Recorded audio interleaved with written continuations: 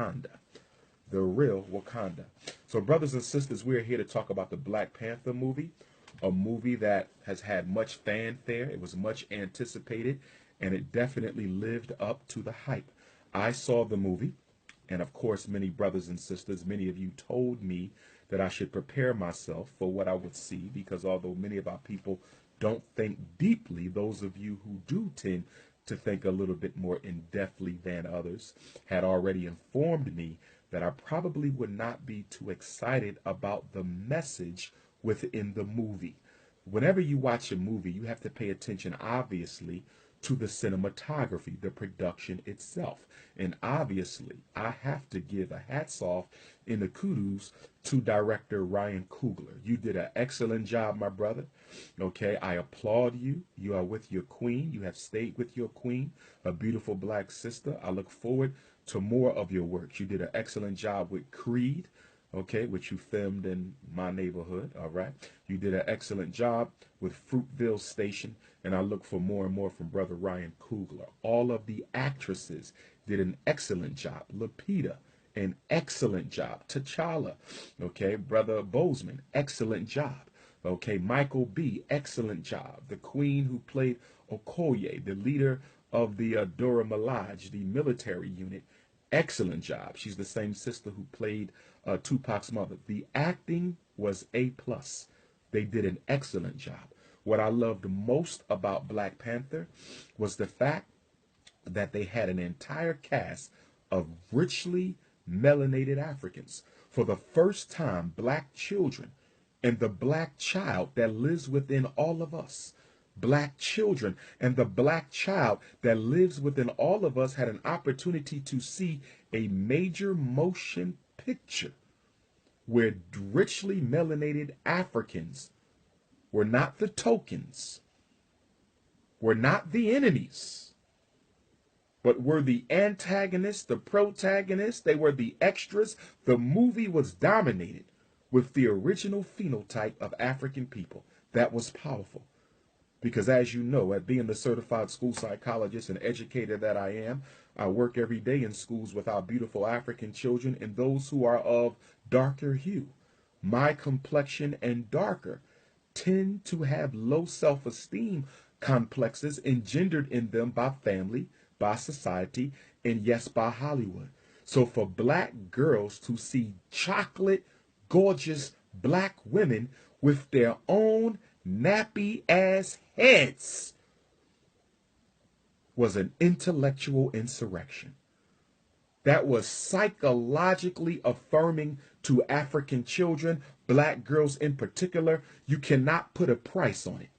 You cannot put a price on the validation and the verification and the redemption of soul and mind that took place within our black girls and black boys and even our adult black women who suffer from light skin supremacy and white supremacy, who suffer from light skin supremacy and white supremacy. And we are not in any way, shape, or form condemning, negating, or reducing the value of our light skin brothers and sisters, because the first color on the African flag is red. It's the blood that makes you African. And within the world of Pan-Africanism, we do not select out for color. Let me say it again. In the world of revolutionary Pan-African nationalism, classical Garveyism, we do not select out for color. Okay? Whether you are light, bright, or blue, black, purple, as long as you identify and are committed to the protection, defense, and maintenance of the red, the black, and the green, you are my brothers and you are my sisters. So we do not select out for color. But for those of us who are of a darker hue, we have a history of being rejected, denied, and excluded from opportunities to serve as major characters on the main stage. That's all we are saying. And I am saying that on behalf of black boys and black girls, psychologically speaking, the Black Panther movie was a home run. Nothing did my heart better than to see Nkoye say, I can't wait to get this thing off of my head, referencing the wig. She said, I can't wait to get this thing off of my head. That's where we need black women to get to the point where you feel ridiculous wearing the weave.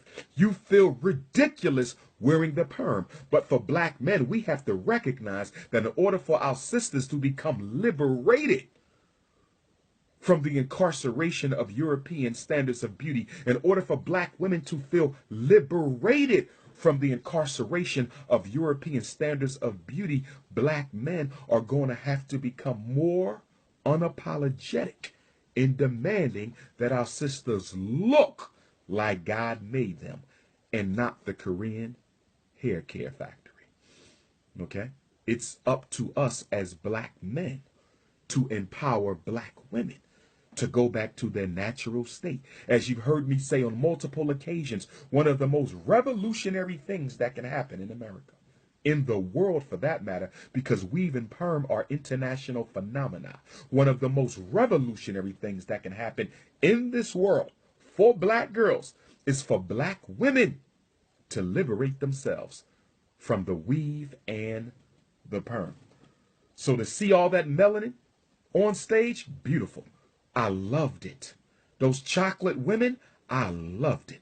The darker the berry, the sweeter the juice. Brothers and sisters, what I also loved about this movie was the manner in which Wakanda, the imaginary dreamland, and we're going to get into that, but I really loved and appreciated the manner in which, and I preached this, and I don't want to sound arrogant or vain, but you're going to have a hard time convincing me that the writers of this film, Brother Coogler and the other brother, are not familiar with Dr. Umar Johnson. I know it's going to sound vain for you to hear me say that Killmonger quoted me several times in the movie. I know it's going to sound vain for you to hear me say Brother Killmonger quoted the Honorable Marcus Messiah Garvey several times in the movie. I know you're going to say that it's vain for Dr. Umar Johnson to say, what is the coincidence? What is the likelihood of a villain in the first major Marvel film with a black actor as its lead and an entire black cast, except for the two Neanderthals? What's the likelihood of the antagonist, Eric Killmonger, being ideologically homogenous with the Prince of Pan-Africanism? What's the likelihood of that? It's no likelihood. You know, like I know in the black consciousness movement, most of our brothers are not African. And most of them who are African are not Pan-Africanist. Okay, so you're going to have to do some selecting out.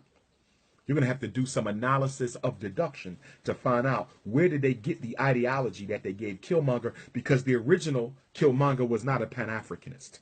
The original Killmonger in the comic book was not a Garveyite. He was not a revolutionary Pan-African nationalist. So who came up with the decision to demonize the ideology that just so happens to be the platform of the leading Pan-Africanist in the Western Hemisphere?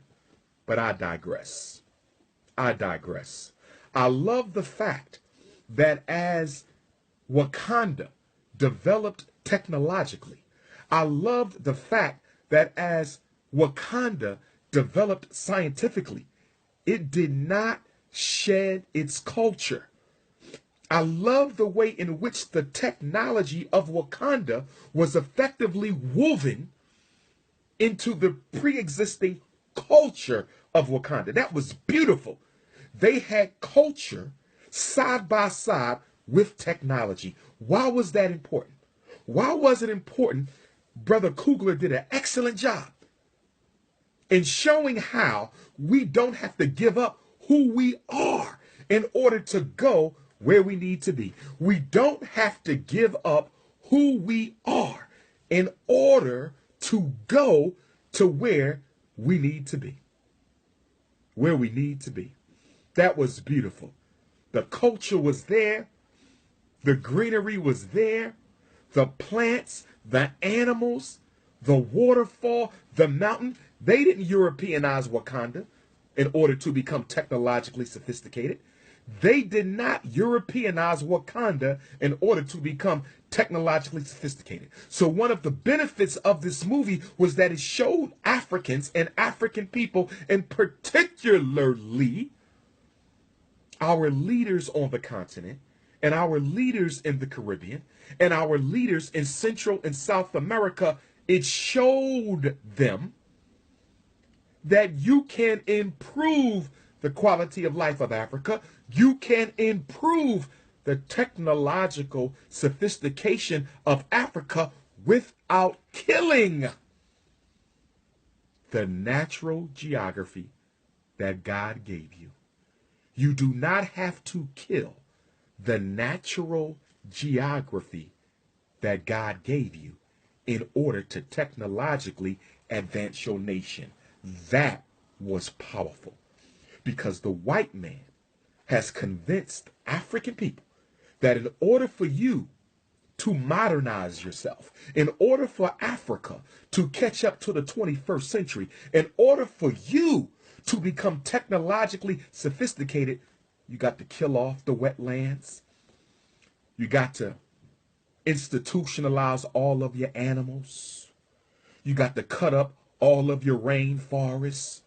You have to mine all of your minerals. You have to rape the soil. I appreciate the fact that this movie showed you can have culture side by side with technology, that they are not inconsistent with each other. That was beautiful. The Chocolate Sisters, that was beautiful to me. What else did I love about this movie? I love the fact that within Wakandan culture, and this is true for most African cultures, but of course it was romanticized a bit, okay? And I didn't mind that. They used imagination to convey a particular spiritual reality. I appreciated the fact that in order for you to become king of Wakanda, in order for you to become king of Wakanda, you had to get buried in the soil of the ancestors. And in being buried in the soil of the ancestor and drinking the juice of the purple-hearted herb, you were automatically astro projected to the Orun, the heaven of the ancestors, where you had to have a conversation with your ancestors before you could accede to the throne. That was powerful. I want to say that again, because if we could achieve that type of spiritual technology, I think we would be able to get rid of a lot of the con artists in the conscious community. I think we would be able to get rid of a lot of the hustlers in the conscious community. I think we would be able to get rid of those brothers and sisters who only have a YouTube channel to get paid. I love the fact that in Wakanda, you had to get buried in the soil of your ancestors, go back to the Orun, and have a conversation with the ancestors before you could leave. Could you imagine if you had to get buried in the soil of your ancestors and you had to astro project back in time and have a conversation with the Honorable Marcus Messiah Garvey? You have to astro project back in time by way of the land of the ancestors to have a conversation with Queen Mother Sojourner Truth, to have a conversation with our revolutionary general Chris Ani, to have a conversation with Robert Sobukwe, to have a conversation with Thomas Sankara, to have a conversation with Osajafo Dr. Kwame Nkrumah, to have a conversation with Maurice Bishop, to have a conversation with Queen Mother Nanny of the Maroons, to have a conversation with Walter Rodney, Kwame Ture, Fred Hampton. What if we had to astro project to the land of the ancestors to go and have a conversation with them before we could ever seek to lead our people? That process can nearly guarantee that the leader will be sincere, will nearly guarantee that the leader will not betray his mission. That process will guarantee that the leadership will serve the people. Black African power. You are listening to Dr. Umar Johnson, the Prince of Pan-Africanism, because the most honorable Marcus Messiah Garvey is the king of Pan-Africanism. So I cannot be the king. I can only be the prince. Brothers and sisters, it was a powerful movie. Spiritual technology next to material technology. African culture next to scientific expansion and development. I thought it was also beautiful that T'Challa's little sister Shuri, I thought it was also beautiful that T'Challa's little sister Shuri was responsible for manufacturing the weapons that her brother would use in defense of his people. To see a young black woman as a master of mathematics and science was extremely powerful. Extremely powerful. Just like with the Hidden Figures movie. Just like with the Hidden Figures movie, it showed the brilliance of the African female. And when you go throughout history, traditional Africa, you will find that many black women were masters of science.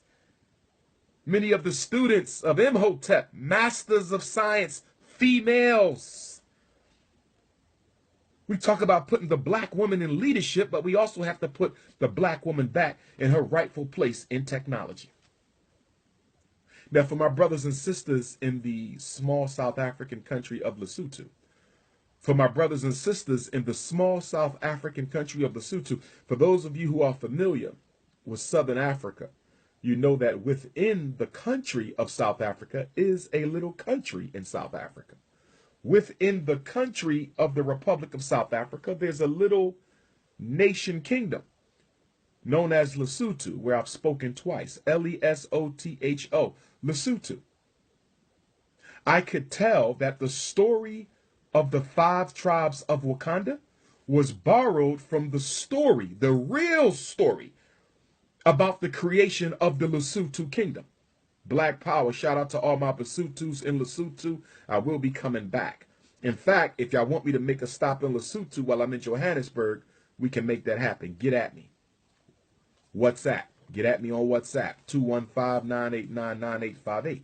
But let me get into this. When the movie comes on, it talks about how Wakanda came to be. How Wakanda grew out of the uniting of 5 tribes. Notice that Wakanda was up in the mountains. Well, guess what? The nation of Lesotho grew out of a what? Collection of neighboring tribes up in the mountains of South Africa, who were united under the leadership of King Moshoeshoe I. Make sure you study King Moshoeshoe I, a great African nationalist. I don't know if he was a Pan-Africanist, but he was without question an African nationalist. In fact, I'm going to say he was a Pan-African nationalist because he united different nations. That's Pan-Africanism. Whenever you start dealing with nations outside of your own, whenever you start working with ethnicities outside of your own, the minute you consider the life of another African, irrespective of his language, his culture, and his land, you're dealing in Pan-Africanism. King Moshoeshoe I, I want you to study him. Study him. Moshoeshoe. Moshoeshoe. King Moshoeshoe I in 1818, the year Frederick Douglass was born. King Moshoeshoe I went up into the mountains of Lesotho. This is the real story.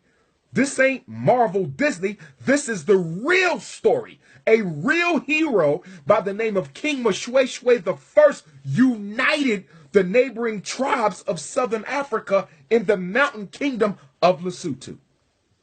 Now I'm going to go a little further. Why did King Moshoeshoe I in 1818 unite the neighboring tribes of Southern Africa, which became the Lesotho kingdom? You know why? Because they were running from King Shaka Zulu. In order to strengthen and protect themselves from the invasion of King Shaka Zulu, they went up into the mountains of Lesotho, and different nations with different histories were united by King Moshoeshoe I, and that is how Lesotho was created. They took that story and gave you Wakanda. Facts. They took the story of the creation of the Lesotho kingdom, and from that story, they borrowed it for Wakanda. And for all my teachers out there, for all my educators, I think Wakanda, the Black Panther movie, is an excellent opportunity for you to segue your children out of the comic book of Black Panther and into the real books of Black African history. I said, for my teachers out there, the worst thing you could do, is lose this opportunity to spark a thirst in our children to want to study the true history of Africa and African people. You need to challenge them on such questions as, why don't we have a real Wakanda in Africa? Why don't we have a real Wakanda in Africa? If Africa is the most minerally rich continent on earth, where is our real world Wakanda? You need to ask your children that. Because Africa has vibranium. Let me kick the vibranium for a minute. Y'all ready for this one? Y'all want to know what vibranium really is? Let me kick the science on vibranium. According to the movie, and y'all heard this articulated by several of the actors, the characters within the movie, they talked about how vibranium is a mineral responsible for what? The technological sophistication of Wakanda. They said because of the vibranium, Wakanda has been able to outdevelop and outdistance all other nations in the world, black or white. It is the vibranium that allows the Black Panther suit to be shot at, and the vibranium takes the energy of the bullets, stores it, charges it, and then when the Black Panther is ready, he can do what? He can initiate that stored energy into a weapon itself. Vibranium. Has anybody ever heard of a mineral known as coltan? Has anyone ever heard of a mineral known as coltan? Coltan is an acronym for a mineral known as columbite tantalite. Coltan is a mineral, okay? It's a compound word. Columbite and tantalite. They combine it, they call it coltan. Are you aware that coltan has the exact same properties as vibranium? Coltan allows an electric charge to be held, stored, and transmitted the same way the Panther suit operates. Coltan is absolutely necessary for any technological devices to operate. You have coltan in your cell phone. You have coltan in your laptop. You have coltan in your iPad. You have coltan in your automobile. You have coltan in your helicopter. You have coltan in your satellite. You have coltan in your space rockets. You have coltan in all electro-transmitting devices. Let me go further. Columbite and tantalite are also known as columbium and tantalum. Columbium, vibranium, tantalum, vibranium, niobium, vibranium. Is it a coincidence that the imaginary metal of titanium, vibranium, the imaginary metal of the Wakandan people, vibranium, rhymes with the real vibranium, which is columbium, that the white man has been robbing and stealing out of Africa for the past 50 plus years, without which his technological world would have never taken place. If you want to know what would happen if America gets his hands on vibranium, You don't have to worry about what will happen. You can look at what has already happened. The weapons of mass destruction that America has created were created with the coltan of the Congo. The weapons of the mass destruction that America uses today was created from the real vibranium. And the real vibranium is columbium, otherwise known as coltan. Vibranium, columbium, the words are almost the same. Let's go deeper. Now, the Congo isn't the only country that produces columbium. Egypt has it. Nigeria has it. There's other countries that produces it, but the Congo is the largest producer of columbium. The real vibranium. The real vibranium, brothers and sisters. And guess how much it costs? Guess how much columbium costs? $400 a kilogram. And guess who's mining it?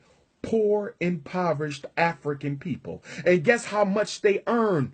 $10 a week. Mining the most critical mineral in the technological world. Vibranium is a metaphor for columbium coltan. You want to know why there's always fighting in the Congo? You know why there's always fighting in the Congo?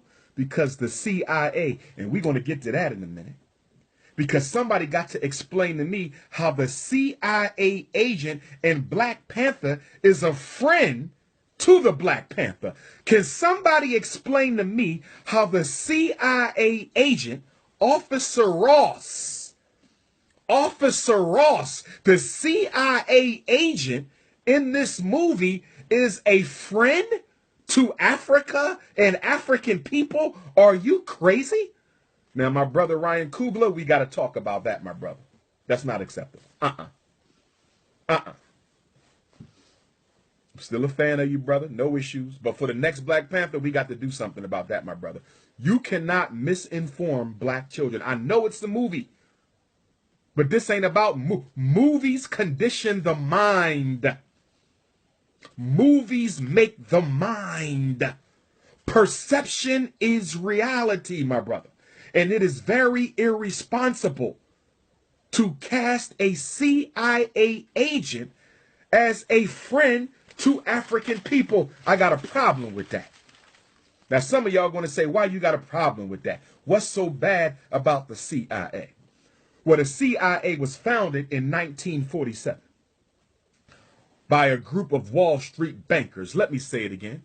The CIA was founded in 1947 by a group of Wall Street bankers. Let me say it again. The CIA was founded in 1947, right after World War II, by a group of Wall Street bankers. Can anybody tell me why the CIA was founded right after the end of World War II? And can anybody tell me why it was Wall Street bankers who founded the CIA? Why was it founded right after World War II? And why was it founded by CIA bankers? Let's deal with the first part. The reason the CIA was founded in the aftermath of World War II was to prevent, as much as possible, the possibility of a World War III. In other words, we're going to create a clandestine organization. A terrorist organization. The CIA is a terrorist organization that is not bound to the laws of the Constitution, to go around the world serving as the international gangsters for the international bankers. Pow! Let me say it again. The CIA was founded in the aftermath of World War II to go around the world undercover, not bound by the rules of the Constitution, acting as the international gangsters for the international bankers. The number one operative of the CIA is to sell drugs so that money could be raised off of the books. Here we go. The number one operative of the CIA is to sell dope, crack, heroin, opium. Why do they sell the dope? They sell the dope for two reasons. Number one, to supplement the New York Stock Exchange, to make sure that there is not another Great Depression. That's number one. Okay, that's number one. Americans are unemployed. Americans are jobless. If you got people who don't have money to buy, the stock market takes a hit. But there is one thing that people will buy, they will steal to buy, and that is dope. A crackhead will not let anything stop him or her from getting high. So if we sell the dope, we are guaranteed to keep a fresh supply of money to keep the stock market healthy. Facts. If you knew all of the American corporations that invest in dope and use dope money to keep the stocks afloat, it'll blow your mind. You got a 401k? You got a pension? You got a retirement plan? Well, guess what? I can almost guarantee you that if it wasn't for drugs being sold, your retirement money would not be what it is by the time you decide to withdraw that money. These are facts. So the CIA's job is to, number one, keep the stock market healthy by selling dope and investing the money in the stock market. That's number one. The second job of the CIA is to take some of that drug money, sneak into Africa. Take some of that drug money and sneak into South America. Take some of that drug money and sneak into the Caribbean islands, like they did with our brother Maurice Bishop of Grenada in 1983. And they take that money and sneak into the Congo, where the real vibranium is columbium. The real vibranium is columbium. The real vibranium is Colombia. And they sneak into the Congo. And they do what? They finance the overthrow of African leaders who don't agree with them. Let me say it again. They finance the overthrow of African leaders they don't agree with drug money because it cannot be traced to the U.S. Treasury. That's why. That's why. The CIA are the gangsters for the international bankers.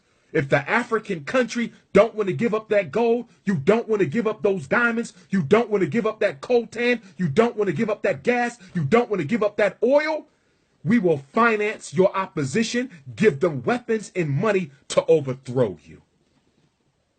How dare you have the CIA as a positive character in a movie about African people? Brother Kugler, you got to change that, my brother.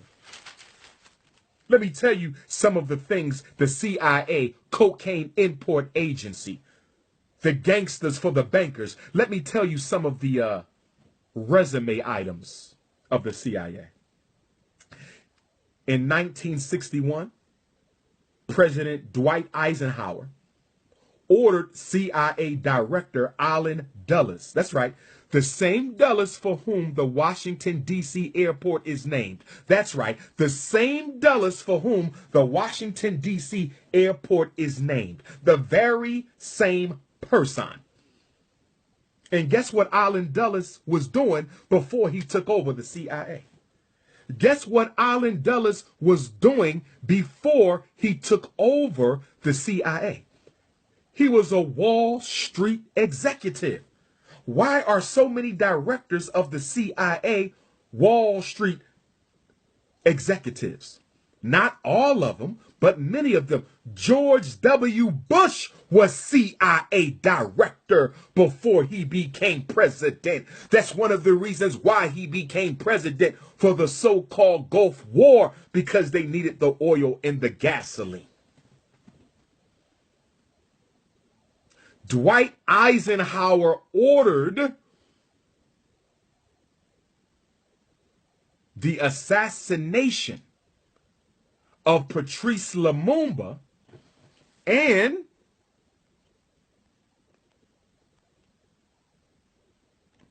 he ordered the assassination of Patrice Lumumba, and he ordered Allen Dulles to do it.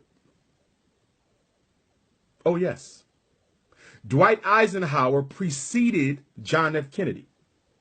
And as president, he ordered Allen Dulles, director of the CIA, or soon to be director of the CIA, he ordered him to take out Patrice Lumumba, the first duly elected prime minister of the Congo. The first duly elected prime minister of the Congo. Patrice Lumumba was murdered by the CIA. Patrice Lumumba was murdered by the CIA. They also poisoned his toothpaste.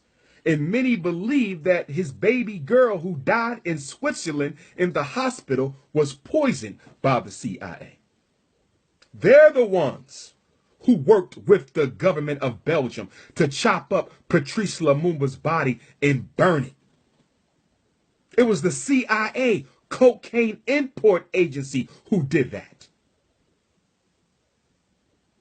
And y'all got the CIA as a friend? Did you notice in Black Panther, Agent Ross helped save Wakanda? Did you realize how in the movie, Agent Ross jumps in front of Lupita? Check out the symbolism in this. Agent Ross jumps in front of Lupita and takes a bullet from Killmonger's gun for Lupita. Look at the symbolism. A white man saved the black woman from the black man. The white man saved the black woman from the black man. Agent Ross jumps in front of Lupita and takes Killmonger's bullet for Lupita. The white man protects the black woman from the black man. Hence child support. Hence custody court. Hence food stamps. Hence Section 8. Hence welfare. Hence aid to families with the, hence homeless shelter. The white man protects the black woman from the black man. And then Lupita, after the white man saves her from her brother, the white man saves the African woman from the African American. Ooh. Ooh. The white man saves the African woman from the African American brother. Look at that. The white woman blocks the black woman from the black man, and then the black woman, Lupita, falls for the white man. Not romantically, psychologically. She says, we have to take him back to Wakanda because he saved my life. And Okoye, the leader of the Dora Milaje, the one who played Tupac's mother, what I loved about her, she said, take him where? You can't take this man back to our country. He's a devil. And T'Challa, being the beta male that he was, let's just be honest, brothers and sisters, T'Challa was a beta male in this movie. Will we all agree on that? He was not alpha. In fact, in the Black Panther movie, all of the alpha males were antagonists. There were 3 alpha males in this movie. 3. M'Baku, the leader of the Jabari guerrilla tribe up in the mountains. And I'm going to come back to that. M'Baku was an alpha. Look how he was portrayed in the movie. Okay? He was an antagonist. He was not positive. M'Baku was an antagonist. Yes, he saved T'Challa in the end. Yes, he kept him alive. But let's just be honest. Generally speaking, he would not be a protagonist. He was an antagonist in this movie. Alpha male antagonist. Who's the other 2 alpha male antagonists? The brother from Get Out and Goye's husband. He was an alpha male until she turned him into a beta at the end of the movie. Okay? He was the alpha male. He wanted to go to war. He felt T'Challa was too weak and soft. What did he say? I sent you to go and get Claw. Claw killed my people. I told you to go get Claw, bring him back dead or alive. T'Challa said, I'm going to bring him back alive. He showed up without him. Get Out said, what happened? T'Challa said, he got away from us. And he looked at him and said, there you go with your weak-ass beta male self. I knew you couldn't get the job done. You too soft for this. Get Out told T'Challa, basically, you not built for this. So when Killmonger showed up with Claw's body, Get Out was all for Killmonger because he said, listen, I ain't crazy about no African-American king, but if he got some testosterone, if he got some guts, if he got some courage, I'd rather have an African-American leader with guts than an African leader with no courage. So Get Out was an alpha male. M'Baku was an alpha male.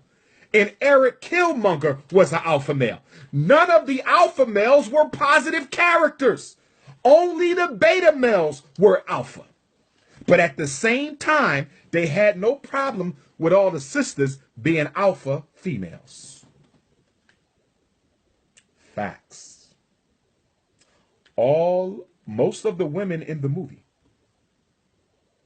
except Queen Mother Angela Bassett with her fine self, all of the sisters in the movie, except Shuri, but even Shuri, she was a little bit more feminine than the rest of them, but the entire Dora Milaje, they were she-males. What is a she-male? That's an alpha female. A she-male.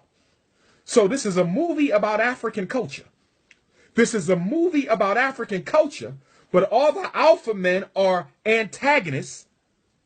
The protagonist is a beta male. Look at this. The superhero is a pro-CIA bougie African leader. Can I be honest today?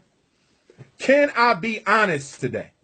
How the hell you going to give black children a pro-CIA beta male superhero? Somebody got to give me an answer. Somebody got to give me an answer. I'm just asking a question. Don't kill the messenger. I'm just asking a question. Don't kill the messenger. How can a superhero for black children be pro-CIA and a beta male? And on top of that, don't care about no other people except his own. See, one of the beauties about Black Panther, because I'm going to show Black Panther at FDMG, one of the beauties about this movie is it shows the differences between the revolutionary Pan-African nationalism of a Marcus Garvey and the African nationalism of Prince T'Challa of Wakanda. One of the things on trial in this movie is Pan-African nationalism versus African nationalism. Prince T'Challa and his father, King Shaka, T'Chaka, they were both African nationalists. They only cared about the best interests of Wakandans. They were not even continental Pan-Africanists, because you have continental Pan-Africanists and you have universal Pan-Africanists. A continental Pan-Africanist is a Pan-Africanist who cares about the continent of Africa. In other words, they don't just care about their own country. They care about all of Africa. That's a continental Pan-Africanist. A universal Pan-Africanist, a Pan-African nationalist is concerned about all Africans in the world. Prince T'Challa and his father, King T'Chaka, were African nationalists. It was good. They were not interested in sharing their country with the white man. That's good. But we don't need African nationalism. We need Pan-African nationalism. Because if you only are concerned about Wakanda, this is how Africa got taken. Listen to me, brothers and sisters. One of the strategies that the white man used to take Africa, to colonize Africa, okay? To colonize Africa, is they depended on the selfish African nationalism of the various ethnic groups on the continent. There were really no nation states at the time that colonialism took root. But for lack of a better word, I'm saying cultural group, because there were no nation states really at that time. Okay? There were nations, but a geographical nation state with clearly defined borders, okay, that comes later. So the white man knew that the Zulu didn't really rock with the Xhosa. Okay? ethnic nations, not nation states. They knew that the Swazi didn't really mess with the Zulu. They knew the Hutu didn't really get down with the Tutsi. Yes. Yes. They play the different nations off of each other. African nationalism is narrow-minded because it says, I'm going to look out for my nation, but I'm not going to give a damn about my next-door neighbor. But if the white man takes down your next-door neighbor, you are next. I would argue that Shaka Zulu, who was personified in Killmonger, Shaka Gulu, who was personified in Killmonger, was a continental Pan-Africanist. Why? Because Shaka Zulu, why did he take over the various nations in Southern Africa? Why did he conquer so much of Southern Africa? Because he needed the Southern African nations to stop beefing with each other, to unite in order to ward off the British menace.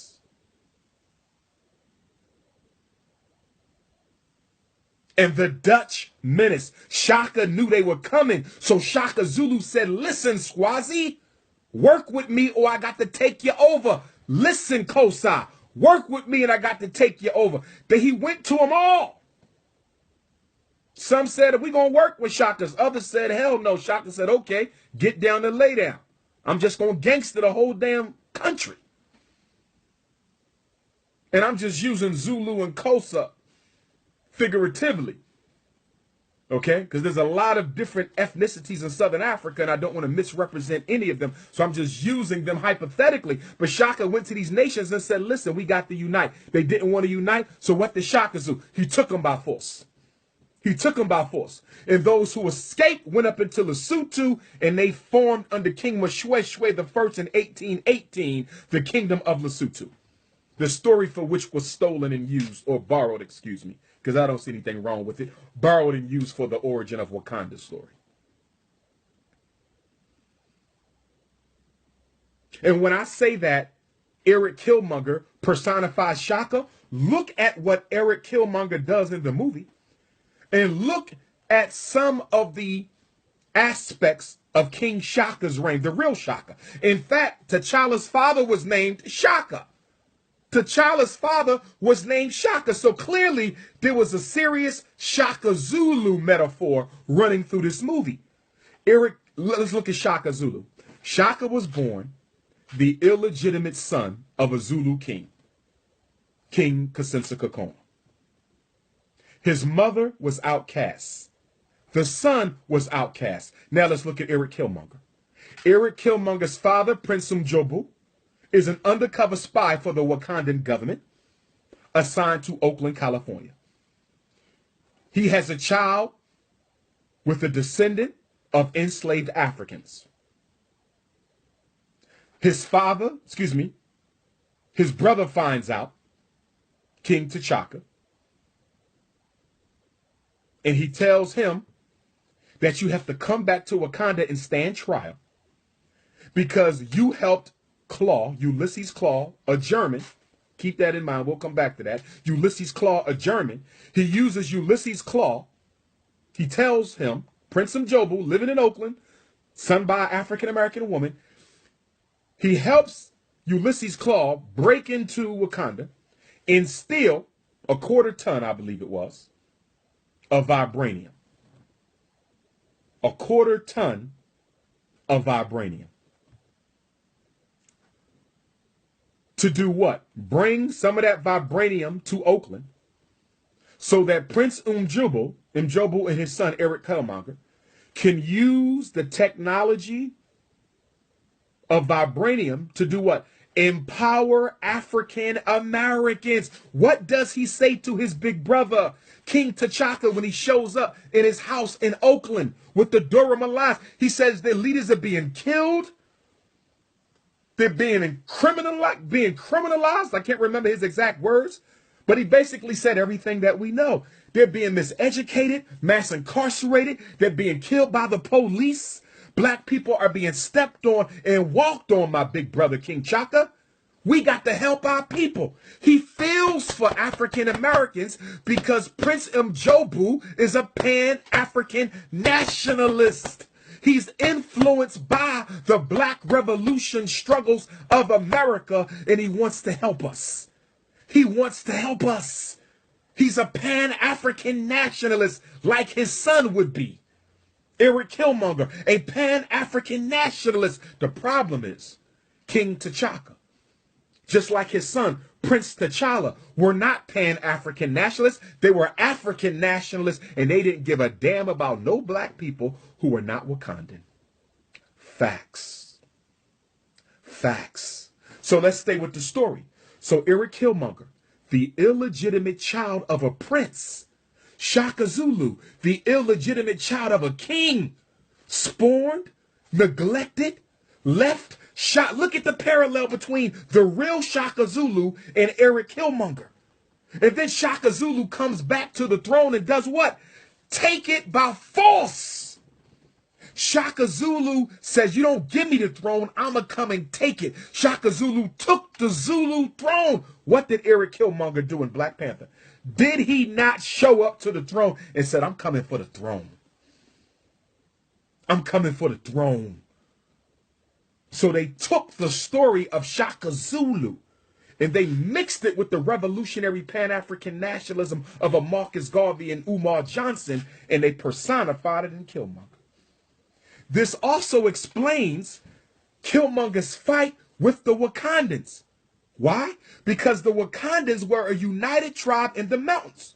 I just told you earlier that the kingdom of Lesotho was created in 1818 by King Moshoeshoe I to do what? Unite against the imperial rule of Shaka Zulu. In the movie, Eric Killmonger fights against the 5 tribes the same way the kingdom of Lesotho prepared to fight against Shaka Zulu.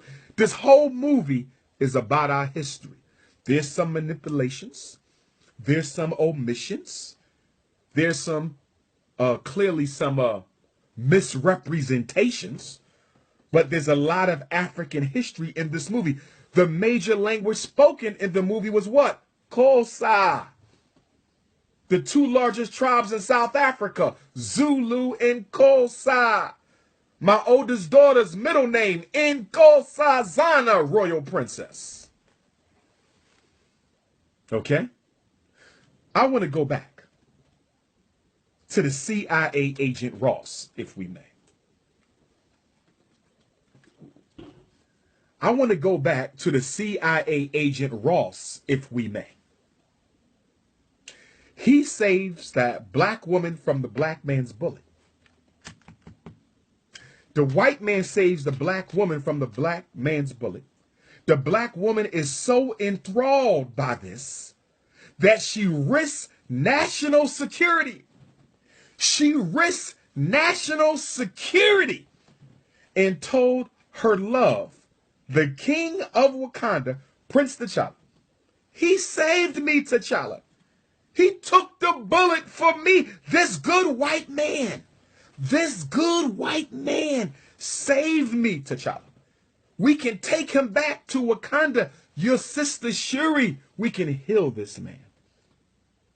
Okoye, Dora Milaje, who was more alpha than T'Challa. Would we agree that Nkoye, the leader of the Dora Milaje, was more alpha than the damn king?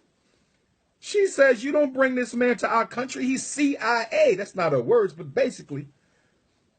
And then Lupita looks at Nkoye and says, but he saved me. And what did Okoye say? What did Okoye say? When Lupita said, but he saved my life, what did Okoye say? She said that was his decision. That was his decision. What I loved about this dialogue is it showed how we as African people, we as black people have to stop letting, here we go again. I've been teaching y'all this for years. We got to stop letting personal relationships with white people. We have to stop letting personal relationships with white people. We have to stop letting personal relationships with white people affect political decisions for our people. Let me say it again. Let me say it again. We have to stop letting our personal relationships with white people affect our political decisions for our people. Okoye was right. She was right. Let him die where he is. He is an enemy. Did you not see him talking to Eric Ulysses Claw? The CIA man was willing to work with Claw, but Claw wasn't willing to do it. Claw was a cowboy. Claw was a cowboy. That CIA man ain't give a damn about no Wakanda. He wanted Wakanda's secrets. He wanted the secrets. It gets worse. It gets worse. Because they bring the white man back. They don't put him in a hotel. They don't hide him in a forest. They don't put him in a house. Guess what they do? They bring this devil, Agent Ross of the CIA, and they bring him to the middle of the Wakandan scientific universe. They brought him to the very lab where they make the Black Panther uniform. They bring him to the very nexus of their military power.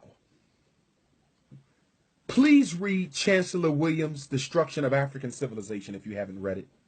Please read Chancellor Williams' Destruction of African Civilization if you haven't read it.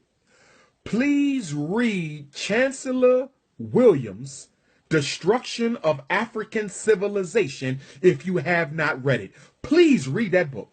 Because in this movie, they repeat the same mistakes that our ancestors repeated that allowed the European to lay siege to Africa. You don't bring no damn CIA agent to the middle of your empire. Are you sick? And did you notice what happened once the white man was healed and he got up out the bed? Shuri, our brilliant, scientifically and mathematically advanced sister, he starts asking questions, right? He starts asking Shuri questions like, what is that and what is this? She's telling him all the damn secrets. She ain't got no common sense. Brilliant little beautiful sister, but she ain't got no damn common sense. You don't tell no damn Neanderthal all of our business, our scientific business that has kept our nation afloat and alive. And not only that, what happens when Wakanda goes to war with itself? The Civil War. The Civil War between Killmonger and T'Challa's loyalists, because that was a civil war. That was poking at the civil wars in Africa. Now check this out. Who engineers most of the civil wars in Africa? The CIA.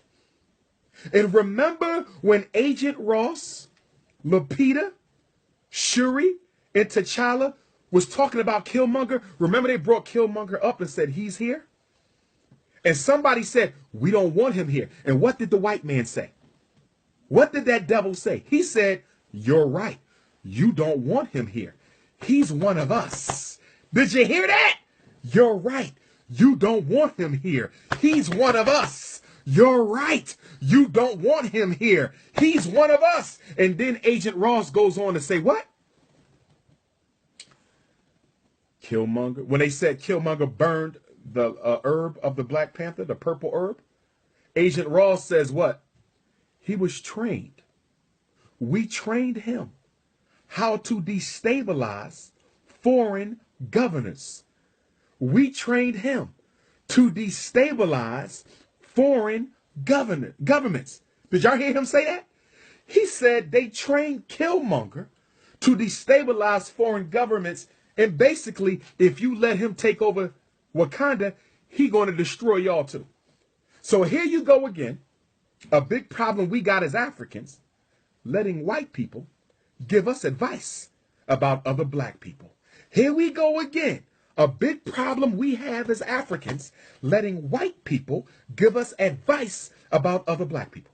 Letting white people choose our leaders and tell us what leaders are no good for you. They'll say, Jesse Jackson is okay, but you don't want no Dr. King. Reverend so-and-so, Billy Cowles is okay, but you don't want no Malcolm X. The NAACP and Urban League, it's okay, but you don't want no Dr. Khalid Abdul Muhammad. That's exactly what Agent Ross was doing, trying to tell them. This is the most technologically advanced nation in the world, and he's trying to tell them who they should follow and who they shouldn't. And one of the things that I loved about M'Baku, leader of the Jabari guerrilla tribe, M'Baku, remember when Queen Mother Angela Bassett and Lupita went to M'Baku to get help to fight Killmonger, which is also symbolic of the Lesotho nation uniting to resist Shaka Zulu's domination? That was all historical symbolism.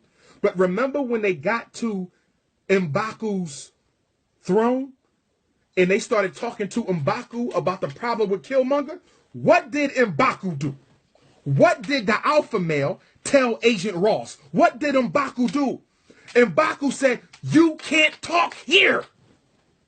Do y'all remember that? M'Baku said, you cannot speak in this chamber. He shut him down. He shut him down. He said, don't no cracker talk in here. You ain't my friend. T'Challa didn't have a problem with it. Lupita didn't have a problem with him talking. Shuri didn't have a problem with him talking. But M'Baku didn't play them games. M'Baku didn't play them games. M'Baku said, you are not one of us. You are not our friend. I do not trust you. Remember? He start talking. They start bark. Roof. Roof. Roof. Y'all remember that? Every time he tried to talk. Roof. Roof. Roof. Shut your ass up.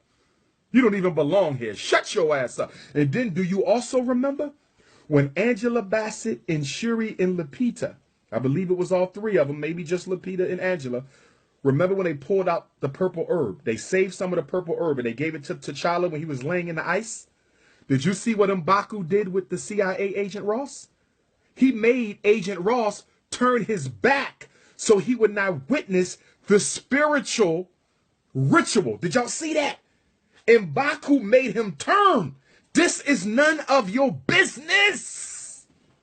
This is none. You will not see our spiritual rituals. That is sacred to us. That is sacred to us. M'Baku was a hero in this movie. For all my educators, you got to bring M'Baku out to your children and do a compare and contrast. Why was T'Challa so accepting of the CIA? And why was M'Baku so untrusting of the CIA? Why was the beta male? Look at how the beta male dealt with the white man. And look at how the alpha male dealt with the white man. Look at how the beta male dealt with the white man. And look at how the alpha male dealt with the white man. Very important. Very important to see the differences there. Very important. And then, when the Civil War began, Shuri gives the white man the vibranium. Did y'all see that? She gave him the vibranium bracelet or a piece of the vibranium. She gave him some of the damn mineral. I said, look at this crap here. She gave him the damn mineral, then created the spaceship. He gets in the spaceship, right? And remember when he said, I can't get out the spaceship, so he's helping the Wakandans save themselves from the African Americans. He's in a spaceship helping the Wakandans save themselves from the African Americans, right? And then remember, Shuri said, you have to get out of there. He said, I don't know how. I don't know how. And guess what she does? Cooning her little gorgeously intelligent self off. Guess what Shuri does? Cooning her little gorgeously intelligent self off. She says, cross your arms. Y'all remember this? She gave the devil the secrets of the empire. She said, you have the vibranium. cross your arms and break out the ship. Do you realize that they let that CIA agent infiltrate their government, infiltrate their technology, infiltrate their war machine? Do you know when he gets back to America? Do you know that when he gets back to America, and you know he stole some of that vibranium? You know, come on, come on, come on. If there's one thing we know about white folk when they come around us, Africa, they steal. Let's just be honest. You know he stole some of that vibranium. You know he stole some of that vibranium. The next Black Panther movie should show Wakanda being colonized by the United States government, because this movie clearly laid the groundwork for the American takeover of Wakanda. Somebody needs to take T'Challa, Lupita, Shuri, and everybody else in there who was cooning for Agent Ross, and they need to give them a copy of Chancellor Williams' Destruction of African Civilization. In fact, somebody get me the mailing address for Wakanda. I need the mailing address for Wakanda, because I'm going to personally send Lupita, Shuri, and T'Challa Chancellor Williams' book, because obviously they ain't ready. Obviously, somebody get me what's the mailing address to Wakanda? I need the mailing address to Wakanda. Wakanda, I'm sending a whole box of the destruction of African civilization by our master teacher, Dr. Chancellor Williams. Now, let's get back. I want to go over a brief list of the CIA's greatest hits on black people. Not Jay-Z's greatest hits, not Michael Jackson's greatest hits, not Prince's greatest hits, not Drake's greatest hits, okay? The CIA's greatest hits. At the top of the chart, they killed Patrice Lumumba in 1961, the CIA, who is positively portrayed in this movie. Number 2, they overthrew Kwame Nkrumah, the first democratically elected president in modern Africa in 1966. They overthrew him while he was out of the country. They financed the opposition to take over Ghana, and they overthrew Nkrumah. That's number 2. Number 3, the CIA was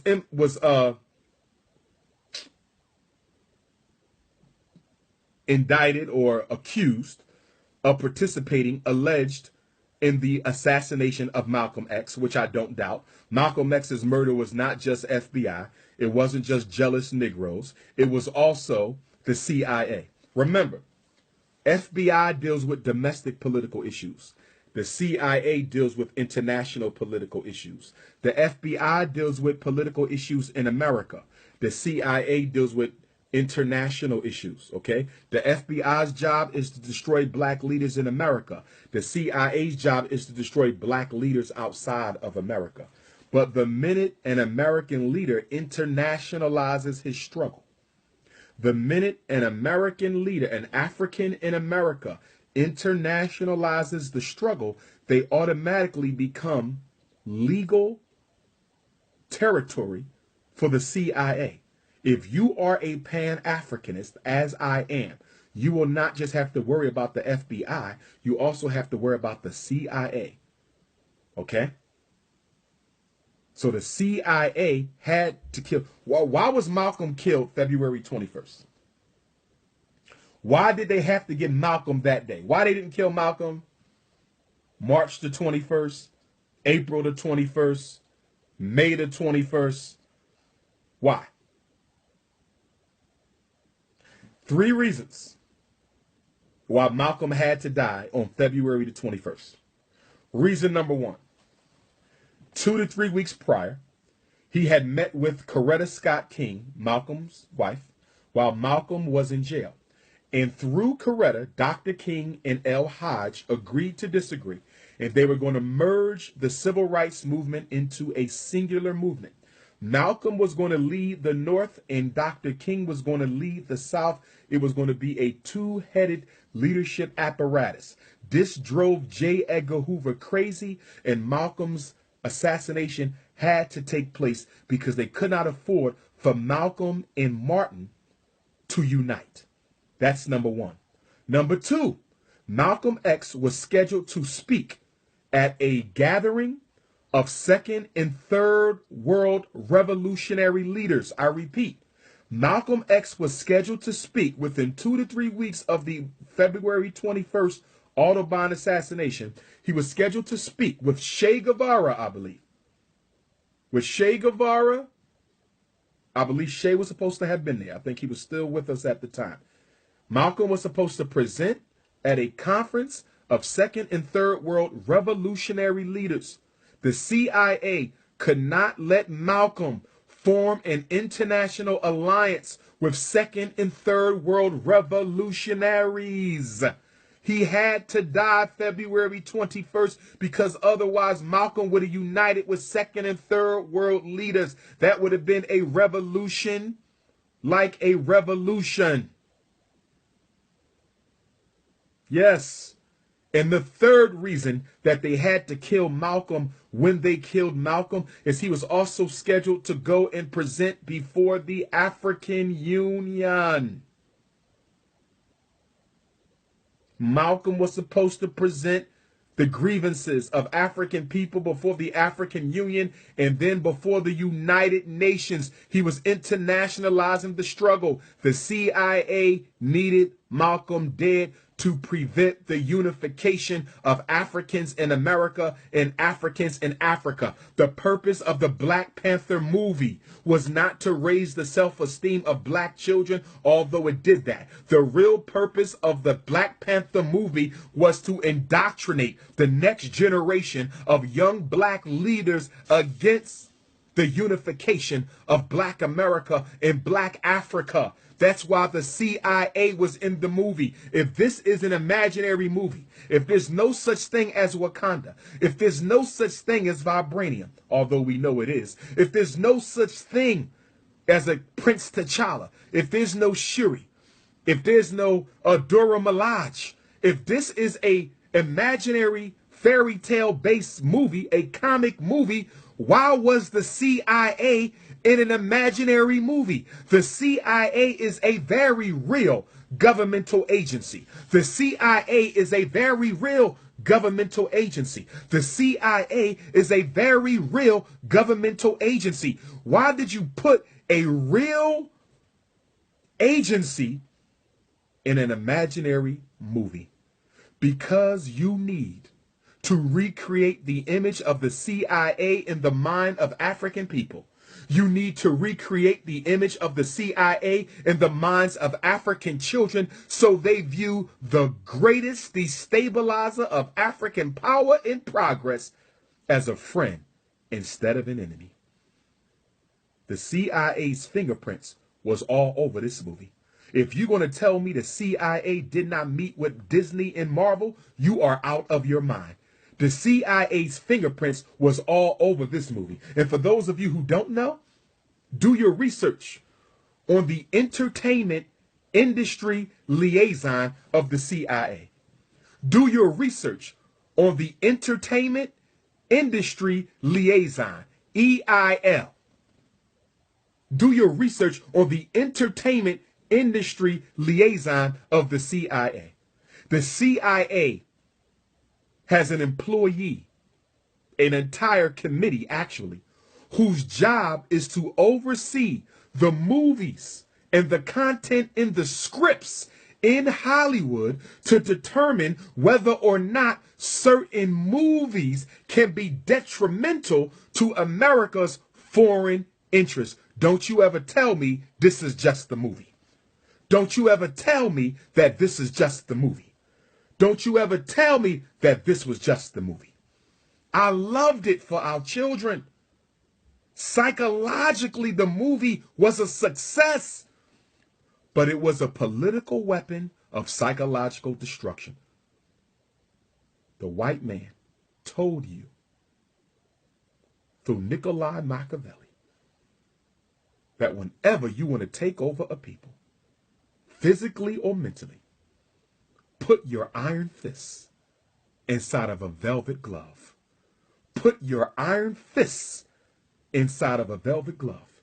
If you're telling me that when you watch this movie, you do not see deliberate United States foreign interests at play here, you don't see the hidden hand of the government in this movie, then you have been thoroughly miseducated. That's why when I open up the Frederick Douglass and Marcus Garvey Academy,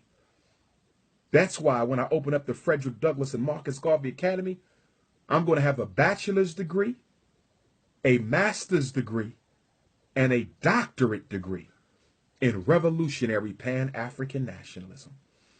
Oh, yes.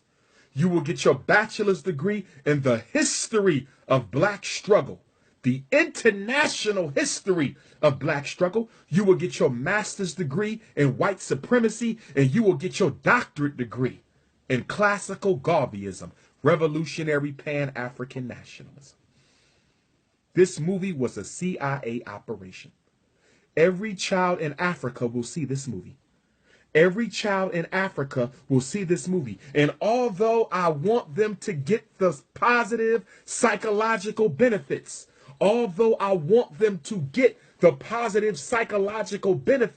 I also do not want them to get the subliminal suggestions. So you need to understand how unconscious programming works. This is why I got a doctorate in clinical psychology, to study the subliminal indoctrination, how you can program somebody's mind by going beneath the conscious. And while they are caught up in the fights, in the outfits, in the vibranium, in Killmonger, in the Black Panther, while you caught up in the excitement, while you're loving the special effects, while the cinematography has your mind blown, the CIA is feeding, programming the unconscious of our children. Do you know what the major message in Black Panther was for African American children? Do you know what the major message in Black Panther was for African children? Guess what the message was? What is the main program? They spent $200 million to tell African children in Africa, leave those trifling African Americans alone. Leave that trifling conscious community alone. Because although those Negroes are Hotepan, they are more like us than they are like you. And if you let them come into Africa, if you give them dual citizenship, if the African Union allows the Black American to influence the political affairs of the continent, you will pay for it, because the African Americans are not coming back to Africa to help you. They're coming back to Africa to dominate you and destroy your culture. They are power thirsty. And that's why T'Challa told Killmonger, you have become just like the people you hate. You have become just like the people you hate. You have become just like the people you hate. The purpose of the Black Panther movie was to divide African youth from African American youth. The purpose of the Black Panther movie was to reinforce the false stereotypes that African Americans are no good for Africa. These are the facts, and they are undisputed. These are the facts, and they are undisputed. And the message for African Americans was what? Just as negative. The message for African Americans was, Africa don't want you. You see how they left? King T'Challa left his own nephew in Oakland. Left him there without a father. Left him there. Look how they treated Killmonger. Everybody was for African culture till Killmonger showed up. Everybody was for African culture until how do you block on YouTube? I got to figure out how to block folks on YouTube.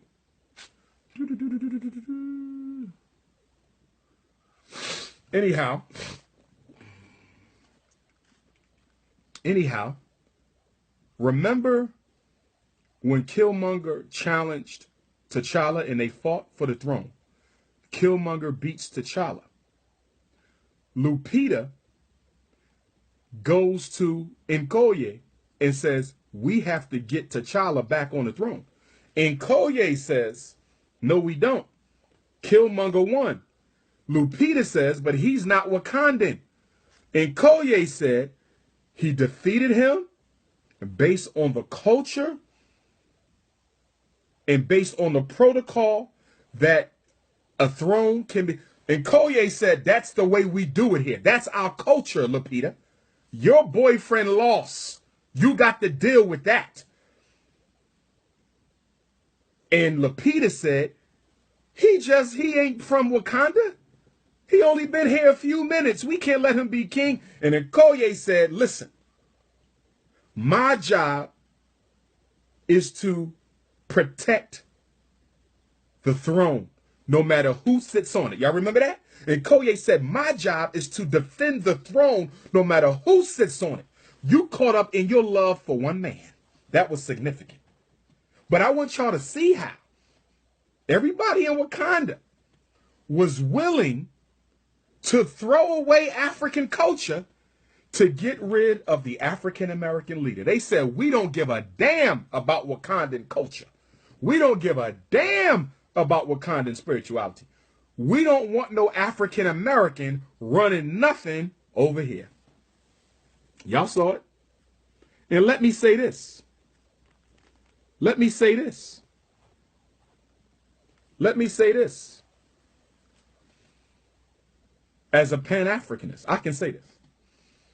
As someone who visits Africa often, as someone who speaks in Africa often, I can tell you that there are Africans who think that way, without question. There are Africans who want to know why I'm in Africa. There are Africans who think I have no business being the prince of Pan-Africanism, even though I am, and there's nothing they can do about that. There are Africans who have some very negative opinions of African Americans, including Pan-Africanists. So I want y'all to know that Lupita's personality and Shuri's personality is very much represented in Africa. Yes, that's some real stuff. There are Africans who want nothing to do with blacks in America. Yes, it's true. And I'm telling you that as a Pan-Africanist. It is true, and my Africans know it's true. But what I know, what is more true, what I know, is what is more true is that there are way more Africans who desire a serious, positive, progressive relationship between Africans in the West and Africans in the East. Even though some of our brothers think that way, even though some of our sisters think that way, most of them do not think that way. Most of them are sincerely interested in building a relationship between Africans in Africa and Africans in America. I know that for a fact. And I'm not just saying that because I represent Pan-Africanism. I'm saying that because it's the truth. And guess what? There are African Americans who do espouse the Killmonger type of approach that says, I know Africa better than Africans. And I know what Africa needs to do better than Africans. And if I go to Africa, I'm not trying to hear nothing from the Africans. I want to dictate to the Africans. We also have some Negroes like that in America. Yes, we do. Yes, we do. Yes, we do. It's not a lot of them, but we do have them who think they know more about Africa than the people who live there, who think they know more about Africa than the Africans who actually live there. And we know this. We have the experience of Liberia. We have the experience of Liberia, where the Africans, Americans, the former slaves went back to Liberia under the auspices of the American Colonization Society and began to do what? Dominate, destroy, marginalize, and oppress our native African brothers and sisters. We did that. We did that, y'all. We have to accept responsibility for why some Africans don't trust us. We went to Liberia and acted like white men in black skin. Yes, we did. We went to Liberia and acted like white men in black skin. Yes, we did. So there's some precedent. But I'm here to say that is in the past. Right now, we need a United States of Africa. And we need a United States of Africa for all Africans in the world.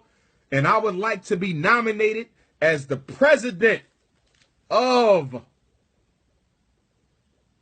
the American African contingency of the United States of Africa. Yes. When we get to the United States of Africa, and when they start looking for who's going to represent Africans in America at the table of the United States of Africa, I want Prince Ifatunde to be nominated. Yes, I want that seat. Respect to all the elders, but I am supposed to be in that seat. I'm just going to call it like I see it. Okay? Let's get back to the CIA's greatest hits. So they killed Lumumba in 61. They overthrew Nkrumah in 66. They murdered Malcolm X in 1965. Kwame Ture, Stokely Carmichael. Kwame Ture, Stokely Carmichael, he said, and you can watch it on YouTube, he said that the CIA gave him prostate cancer. I'm quoting the elder. I'm quoting the elder. I'm quoting the ancestor. Our ancestor, one of the greatest black revolutionaries of all time, Kwame Ture, a.k.a. Stokely Carmichael, he said towards the end of his death in on an interview on television by a white man, I forget the show, Channel 12, PBS, you can watch it on YouTube. He said the CIA gave me prostate cancer. The CIA gave me prostate cancer.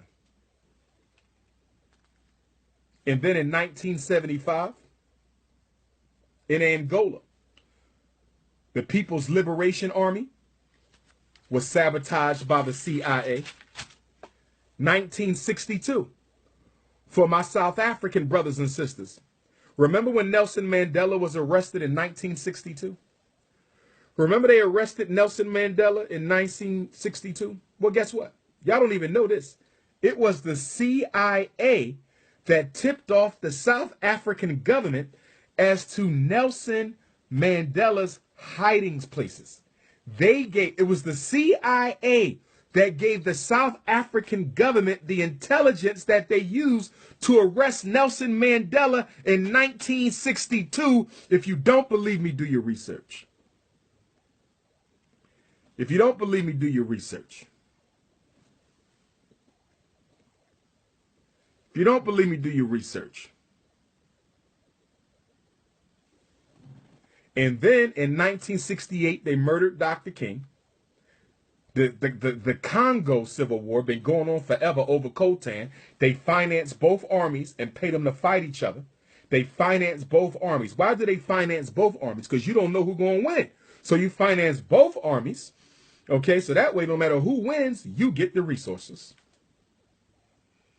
They sold dope to Black America. The CIA sold dope to Black America, still selling dope to Black America to finance coups in second and third world nations. The Iran-Contra scandal. The Iran-Contra scandal. If you haven't read the book Dark Alliance by Gary Webb, who the CIA murdered. If you haven't read the book Dark Alliance by Gary Webb, who the CIA murdered. If you haven't read the book Dark Alliance by Gary Webb, who the CIA murdered, you need to read it. Another must read. Okay? Bob Marley, 1981. How the hell do you get cancer in your big toe and die from it? How in the hell do you get cancer in your big toe and die from it? Remember the pair of sneakers that was given to Bob Marley as a gift? those Chuck Taylors, I think they were, whatever they were. There was the pen that picked Bob Marley Big Toe. I ain't talking about the fake confession. I ain't talking about that. I ain't talking about the fake confession that came out a couple months ago. I'm talking real life. That pen was treated with a certain type of man-made cancer. And that's how Bob Marley ended up getting cancer the way he got it. Nobody dies of cancer that fast. Nobody dies of cancer in the damn big toe. And it just so happens that the same toe where the cancer was developed was the toe that was pricked with that damn pin that was in those sneakers that Bob Marley was given as a gift. They murdered Bob Marley. Remember, they disrupted Bob Marley's concert in Zimbabwe, was it? What was the country where Bob Marley did the concert and the CIA went over there and they started spraying the concert with tear gas and smoke? They sabotaged the concert because Bob Marley, with his message of Garveyism, being a Rasta, was considered a significant threat. His music was considered verbal Garveyism. They considered Bob Marley a significant threat to U.S. foreign policy. And the Jamaican government was in bed with the U.S. government and its former colonizer in the U.K. They murdered Bob Marley. 1983, Maurice Bishop in Grenada. Ronald Reagan ordered Grenada invaded. Y'all remember that? Ronald Reagan ordered the invasion of Grenada and the assassination of Maurice Bishop. Ronald Reagan ordered the invasion of Grenada and the assassination of Maurice Bishop in 1983. First of all, if you know anything about cancer, half of the cancers were developed in the lab. Half of the cancers were developed in the lab.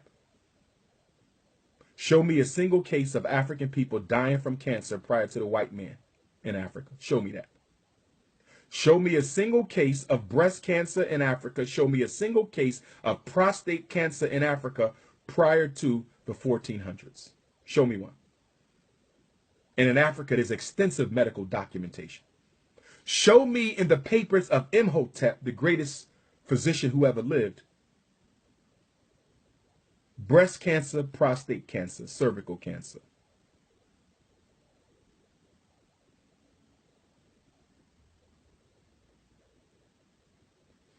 My point is that the CIA has no business being positively shown in this movie. But I want to go to something else for a minute, brothers and sisters.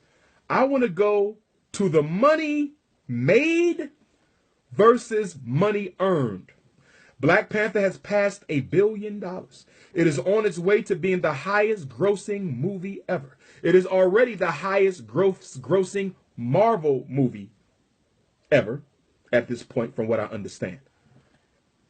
$1 billion in less than a month. $1 billion in less than a month.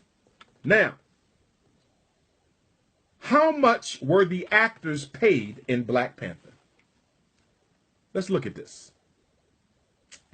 Let me pull up the salaries real quick. I got them written here. Let's deal with the financial exploitation of the movie.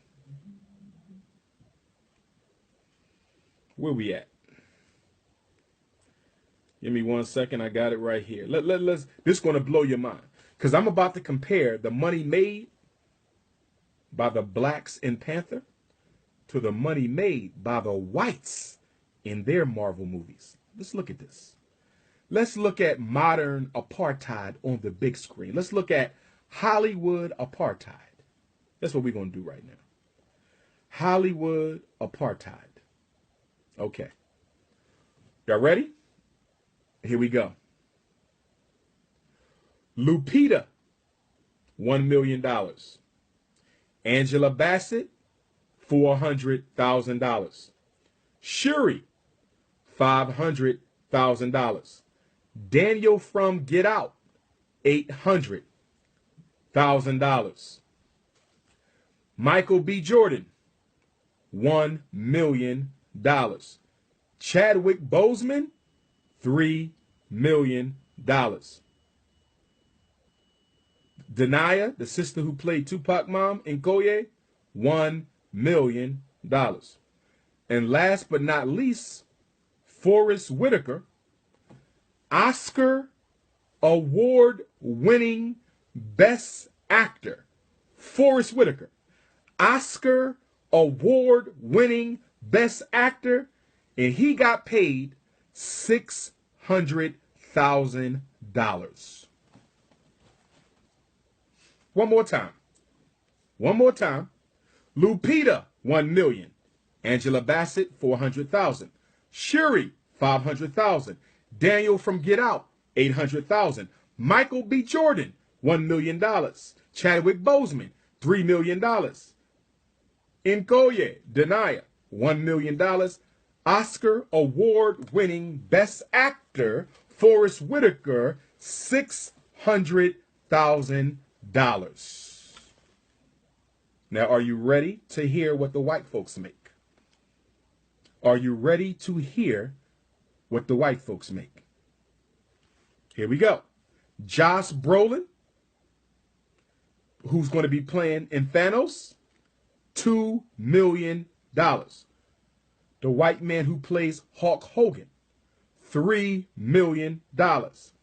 Captain America, $8 million.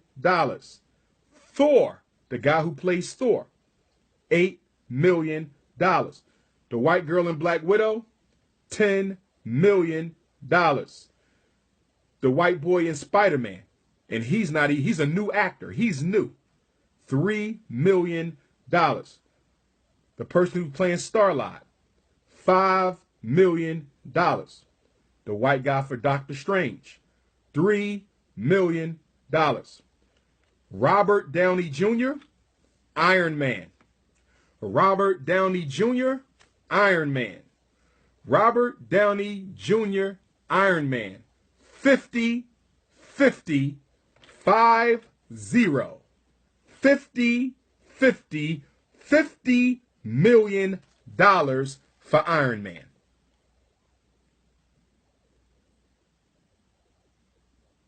Did you hear this?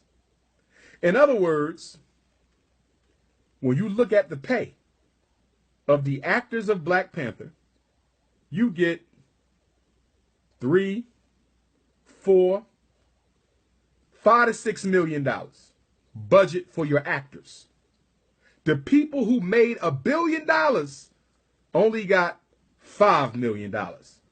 The people who earned you $1 billion only got you only paid them $5 million.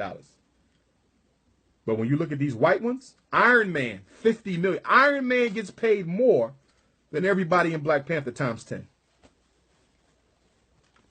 This is the highest grossing Marvel movie ever, Black Panther. And nobody was paid more than $1 million except Chadwick Boseman. Nobody was paid more than $1 million except Chadwick Boseman. Nobody was paid more than $1 million except Chadwick Boseman. His $3 million as the highest paid actor in Black Panther is almost the lowest for the white ones. Chadwick Boseman's $3 million is almost at the lowest pay for the white actors in the Marvel series. Racism, racism, and more racism. And then there's another issue that we have to hit on. And that is the issue of the LGBT complaining because they were not represented in this movie.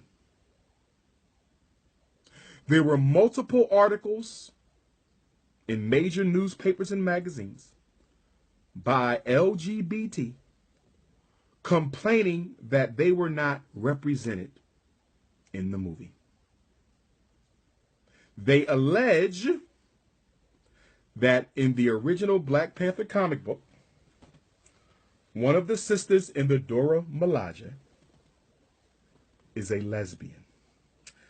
And they expressed contempt at the fact that prior to the final cut of the Black Panther movie, there was a scene where one of the sisters in the Dora Milaje briefly flirted with another woman. It was cut out. I'm glad it was, because our children have no business being indoctrinated with anyone's sexual agenda. And so the LGBTs got upset that the gay scene was cut. Why do we need our children to be indoctrinated with our sexual agendas? I got a question I want to ask y'all. I got a critical question. Critical question. My question is, in this movie, based in Africa, mostly African actors, whoa, with an African hero, can you please explain to me why you didn't see a single mother with child in Black Panther? Can you explain to me why you didn't see a single black mother with child in Black Panther? Can somebody tell me how in the hell you have a movie with based on the backdrop of African culture and there's not a single woman in the movie with a child? If you understand how important childbirth is in Africa, if you understand how important motherhood is in Africa, if you understand how important family is in Africa, can you please explain to me why there was not a single mother with child in Black Panther? Subliminal indoctrination, unconscious programming, all these beautiful women, and not one shows her maternal love for a baby. Why were there no children in this movie? Why was there no motherhood in this movie, except Queen Mother Angela Bassett, who rarely was in the movie? Where was the maternalism of African women? Are you ready for the answer? Let me drink to this. Our brother, Ta-Nehisi Coates, whose father is a celebrity in our community, brother who I respect, Black Paul Coates out of Baltimore, Black Class Express. Nothing but good things to say about the elder. Nothing but respect for the son. Ta-Nehisi Coates, congratulations to him, was given an 11 comic book deal, or 11 issue deal, from what I understand, as was reported by the media, to write some follow-up comic stories for Black Panther. Whether he chose her or not, I do not know, but many of these comics have been and will be written, co-authored by Roxane Gay. Roxane Gay is an LGBT activist. I don't know the sister. I don't have anything negative to say about her. I'm only mentioning her name because she and brother Ta-Nehisi Coates have already authored at least one issue of the next series of Black Panther. It's available in the bookstore, and I suggest you go and get it. All Black parents, I suggest you go and get it. Go and get the newest issue of Black Panther in the bookstore, written by Roxane Gay and Ta-Nehisi Coates.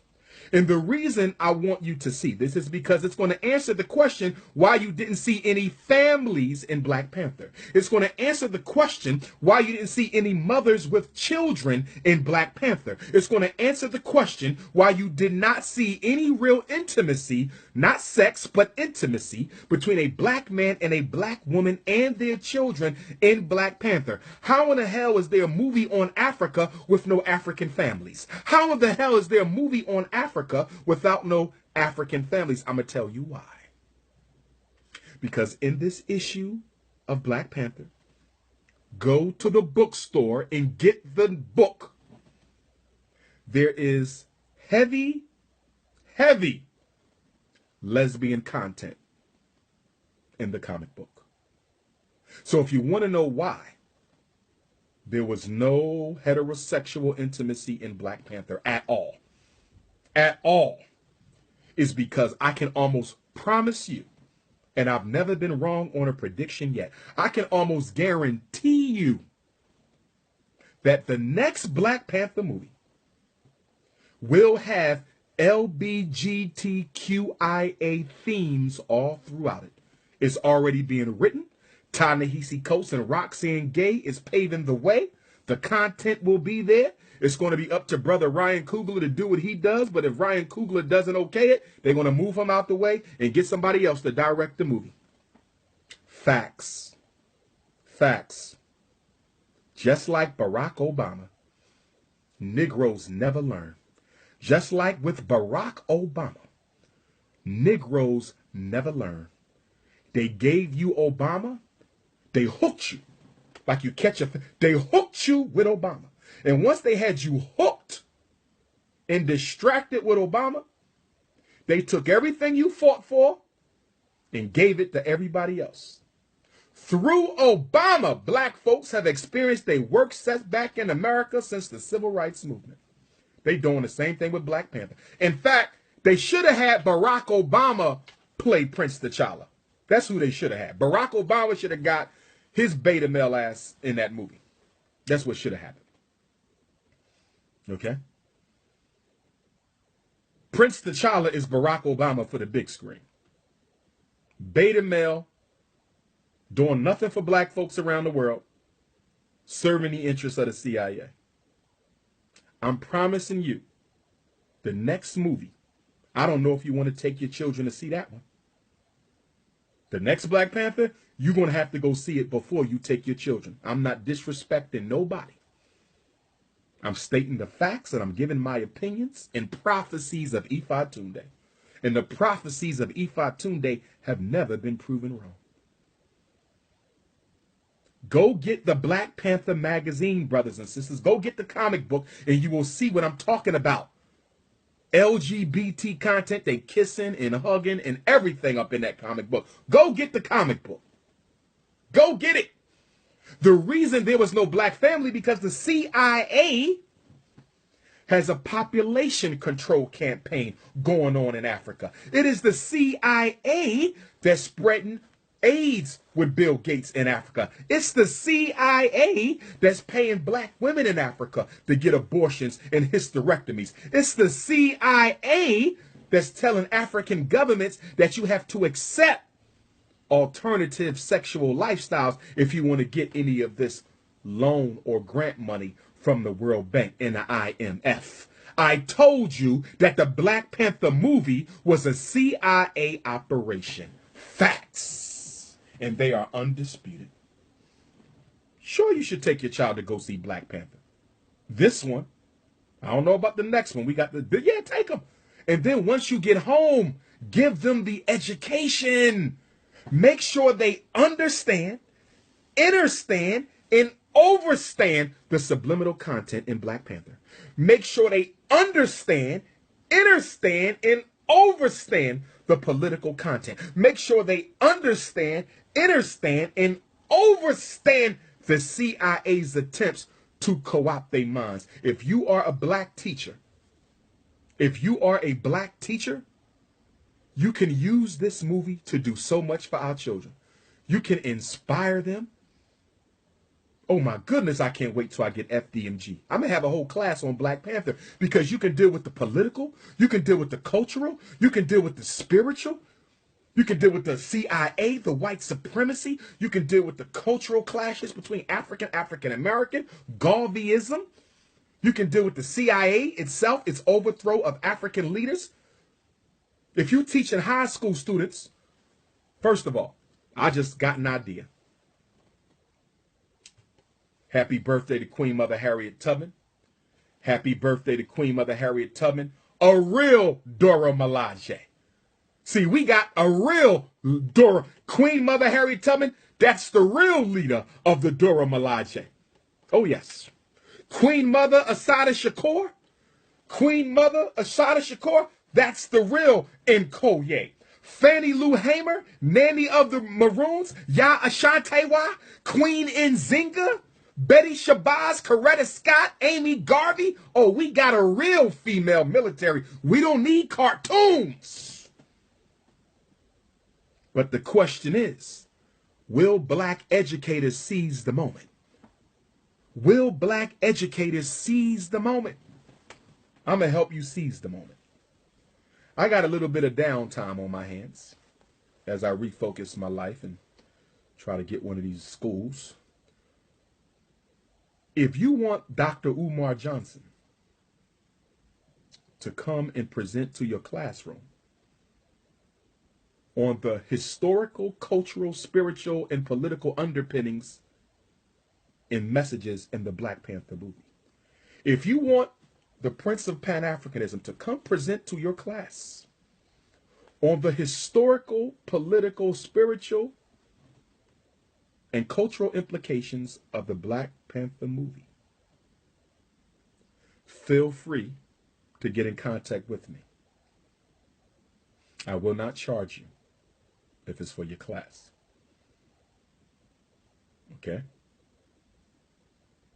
Send me an email. If you want to do it for the whole school, we can do it for the whole school. Send me an email, drumarjohnson@yahoo.com. If you don't want to give the lesson, because some of you don't know nothing, I will come give the lesson. Okay, excuse me.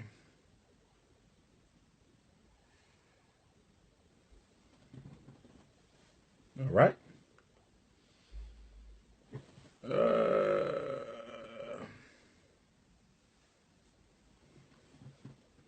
Anyhow, they were upset that they were not represented in the movie. See, what's happening with Black Panther is the experiment of the CIA is working. They used the first movie to hook them in. Hook your kids in, hook the parents in, everybody putting on made in China dashikis. Why so many people got made in China dashikis? I got about 200 of them from Africa. Yours are made in China. You know why? Why most of y'all went out and got a made in China dashiki to go to the movies with? Because you ain't motivated enough to go to Africa yourself. That's why. Because if you were motivated to go to Africa yourself, you wouldn't need no made in China dashikis, because you can go and get the real one. And guess what? You can get the real ones made at a price that is cheaper than the ones you bought from the Chinese man. Facts. Facts. Facts. Scroll up here on this Facebook. So, the men were betas, the women were alphas. See, I didn't have a problem with the Dora Milaje. Let me be clear. For those of us who study African history, we know what? We know that there are African societies, ancient and pre-modern. There are African societies, ancient and pre-modern, who had female military brigades. There were kingdoms in Africa that were totally ruled by black women. This is a teaching point for our teachers. Y'all need to take the little girls, our beautiful African princesses, take them to the library, take them to the black bookstore, get off the damn internet for a second, take them to the library, take them to the bookstore, show them how to do research. 9th graders, 10th graders, 7th graders, 8th graders, they should be doing research papers on traditional African female military units in Africa. Traditional African female military units in Africa. Yes, they were all female military units. The Honorable Marcus Messiah Garvey was the first leader since slavery to have an all-female military brigade, the Universal African Motor Corps. Teach our girls about Marcus Garvey's, the most honorable Marcus Messiah Garvey, an all-female military brigade known as the Universal African Motor Corps. The Minister Louis Farrakhan at times has an all-female security detail. That's not new, and I'm glad they showed it in Panther. I'm glad they showed that. Them sisters look good. Somebody tell Lupita to get at the prince, by the way. Okay? But anyhow, them sisters, I love them outfits. I'm glad they saw that. My only concern is that the female military, which was perfect, I'm glad it was there, but it was not balanced. Brother Ryan Coogler, you didn't balance the female military, the alpha energy, the female masculinity. You did not balance that with African female maternity and motherhood energy. Imagine how beautiful it would have been if the sister is a secured guard in the daytime. She's doing military in the daytime, and then at night, she's home loving her husband and children. What if you would have saw Lupita at night loving her husband and breastfeeding her child? What if you would have saw Nkoye at night breastfeeding her baby, rocking them to sleep, talking to them while hugging her husband? We didn't see motherhood in this movie. We didn't see African womanism. We didn't see maternity. The women were alphas and the men were betas, and the only alpha men were all negatively portrayed.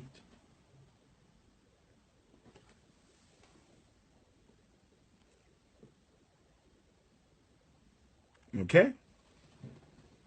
Now,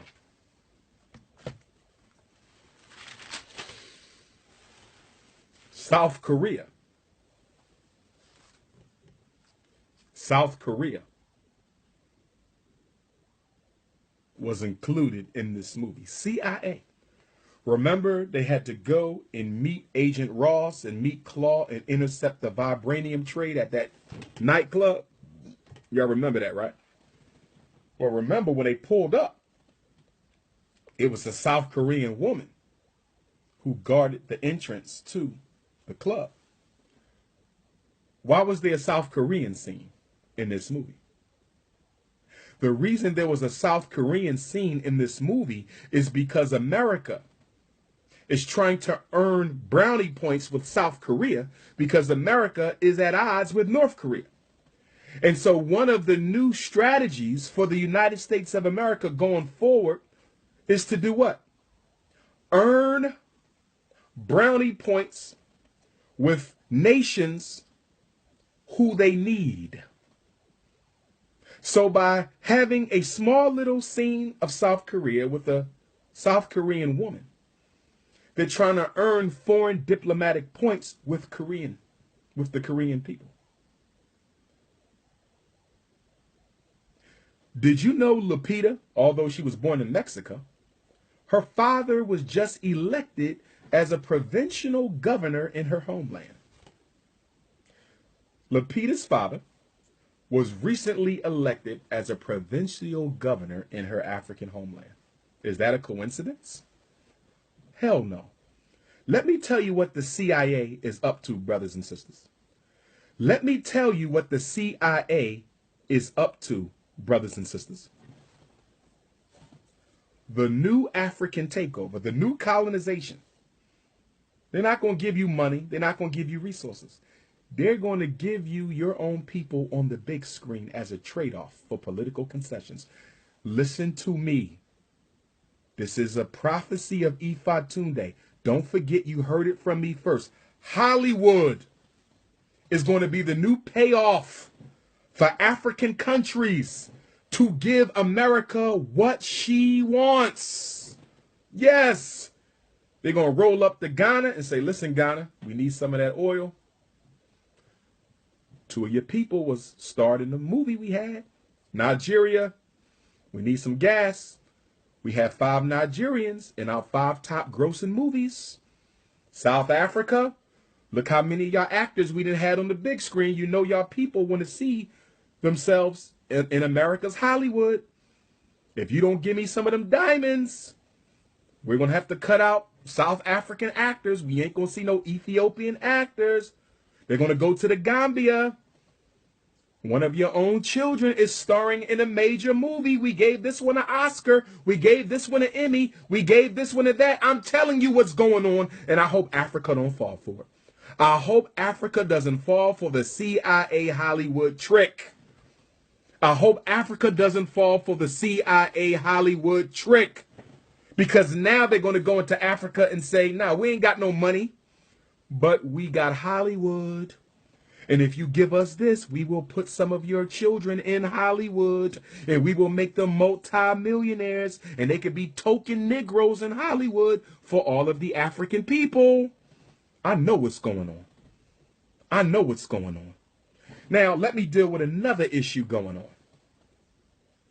So we got the LBGTs upset, but they will be appeased the next movie. They're already appeased in the comic books in the bookstore, courtesy of Ta-Nehisi Coates and Roxanne Gay. We now have LGBT romance in the Black Panther comic. But guess what else is going on?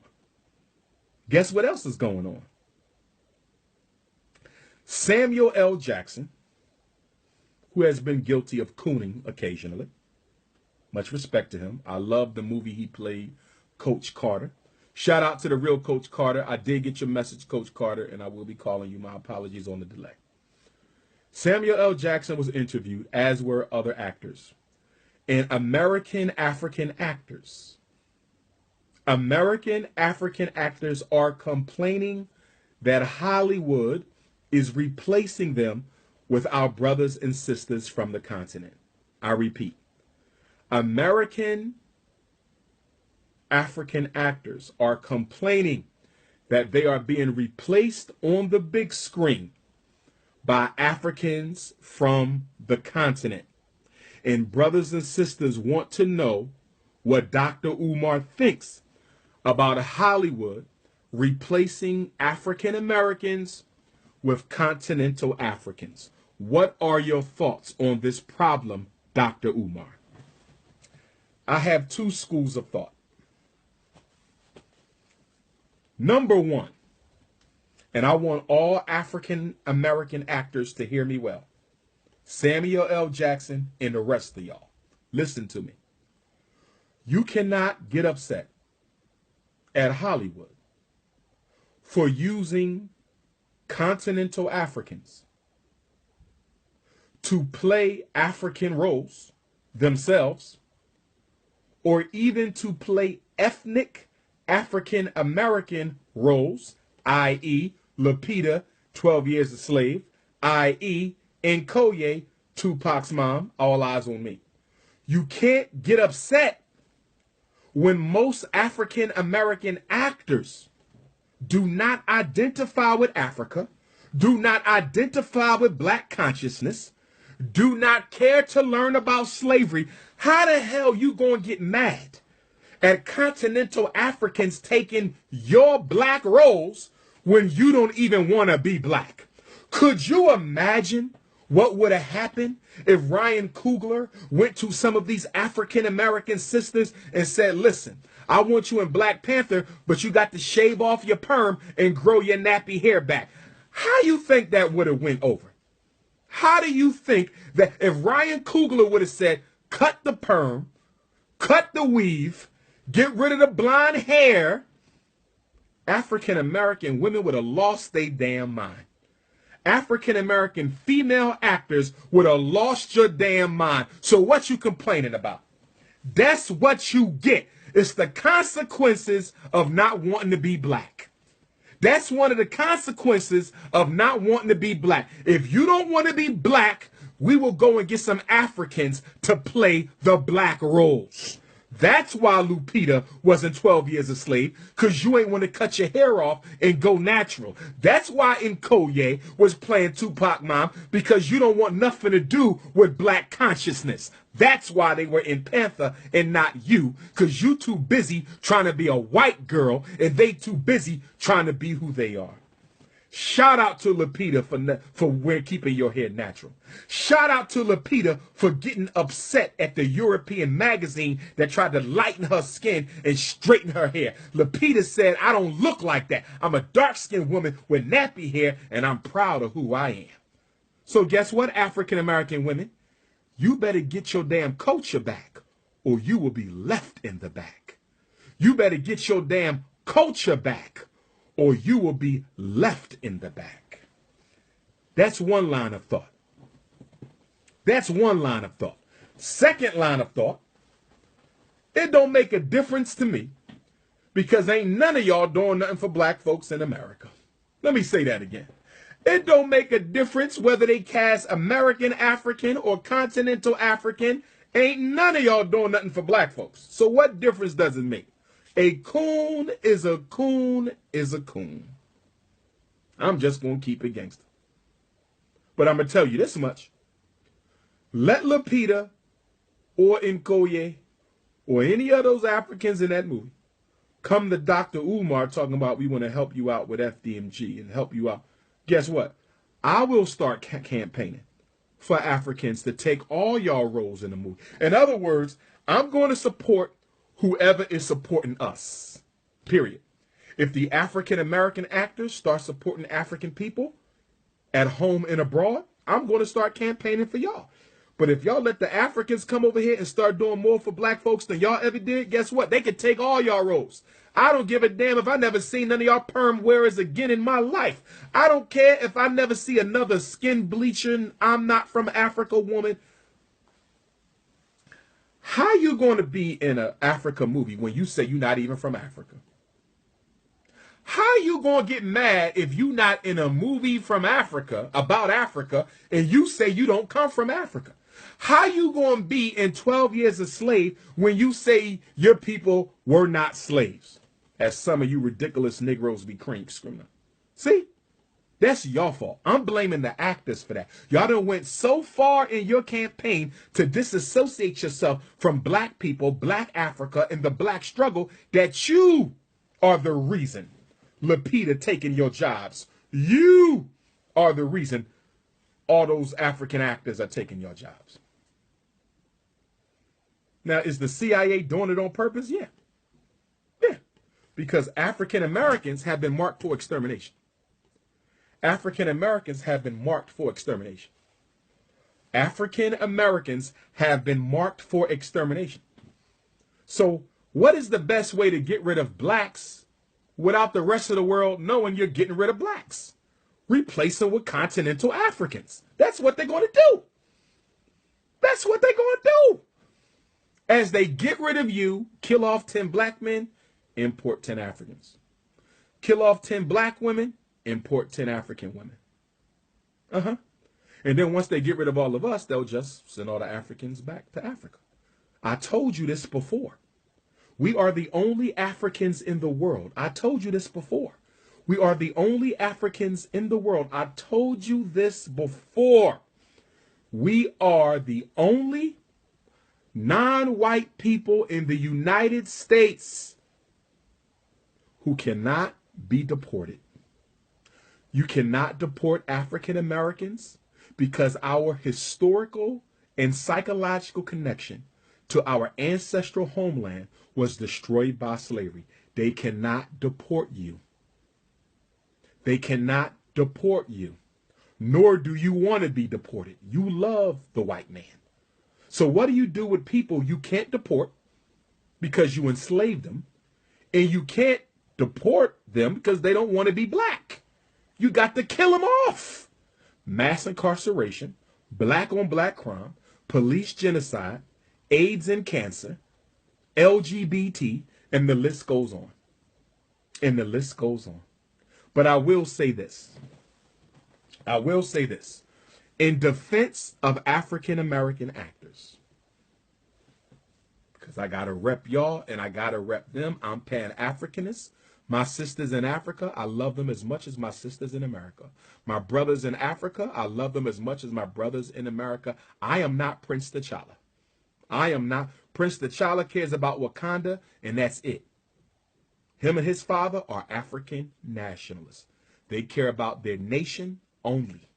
I am a Pan-African nationalist. I love all my people wherever we are.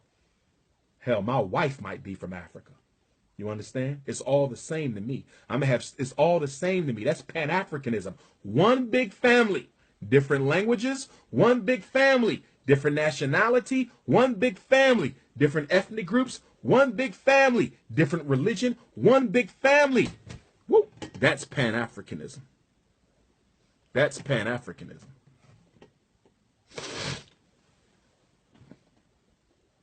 Okay? But I want to say this in defense of African American actors. To my beautiful co-wife to be Lupita, to the sister who played Nkoye, okay? Allegedly, some of our African actors participated in some interviews where they spoke negatively about African Americans portraying continental Africans in various roles in Hollywood. And from what I've been told, Lupita and others said they did not really like the way African Americans portrayed Africans on the big screen. In other words, quote, in other words, it sounded as if they were suggesting that African Americans are not good enough to play African roles. Okay? To Lupita, Nkoye, Daniel from Get Out, Shuri, all of you, and I think Shuri's from South America, here's what I want to say to Africans coming to America for Hollywood and other reasons. If you come here and you try to disrespect us when you're standing on the progress of struggle that we died for, there's a whole history that goes with blacks in Hollywood. There's a whole history that goes with the African American struggle to gain access into Hollywood and to play positive roles and to star in their own films. It did not start with y'all. It started with us. So respectfully, Lupita, please watch your damn mouth, because although I am a Pan-Africanist, you will not disrespect my sisters by saying they cannot play you, but yet you have no problem playing us. Let me say it again. You will not disrespect American African women by saying they're not good enough to play you, but yet you have no problem playing us.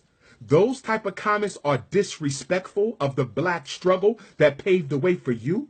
Those types of comments are disrespectful of the experiences that American Africans have had prior to the opportunities that you received. Make no mistake, you're only in Hollywood because we opened the doors for you.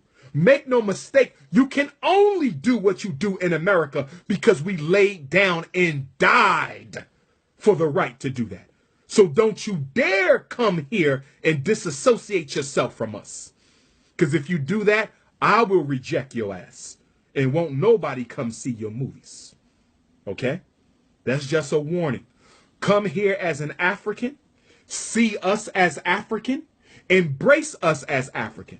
But the minute you try to start a tribalism issue between Africans from Africa and African descendants of the enslaved, I will expose your ass, because under the umbrella of Pan-Africanism, I will not tolerate no African. I will not tolerate no African Caribbean. I will not tolerate no Africans in the UK. I will not tolerate no African American disrespecting another population. You will not. I don't care who do it. Whether it's Africans in America, Africans in Africa, I don't want to hear no divisive talk. We are in this together. We are all we got. The white man don't give a damn whether you from Africa or not. Genocide means the extermination of the entire race. Genocide means the extermination of the entire race. Not just us and not just you. So if you come with that European T'Challa type mentality, we will reject you. With that being said, I'm proud of my African actors. I love them as much as our African American actors. And our African American actors need to get your act together and stop complaining. Stop complaining about people taking your roles when you don't want to be who you are. I want to go to something. I did not appreciate two things in the movie. Well, a couple things. We already talked about the CIA. Why did the Jabari tribe, M'Baku's people, the gorilla people, why did they have to go around barking like gorillas? Was that necessary? What was the purpose of having them bark like gorillas? Now, I haven't studied every African culture, but I've studied a lot, and I'm not aware of any African culture that barks like animals. I'm not aware of that. So I need Brother Coogler, Marvel Disney, because I know Ryan didn't make all these decisions himself. The producer controls, not the director. I need somebody to explain to me why it was necessary to have our brothers barking like apes. Why was that necessary?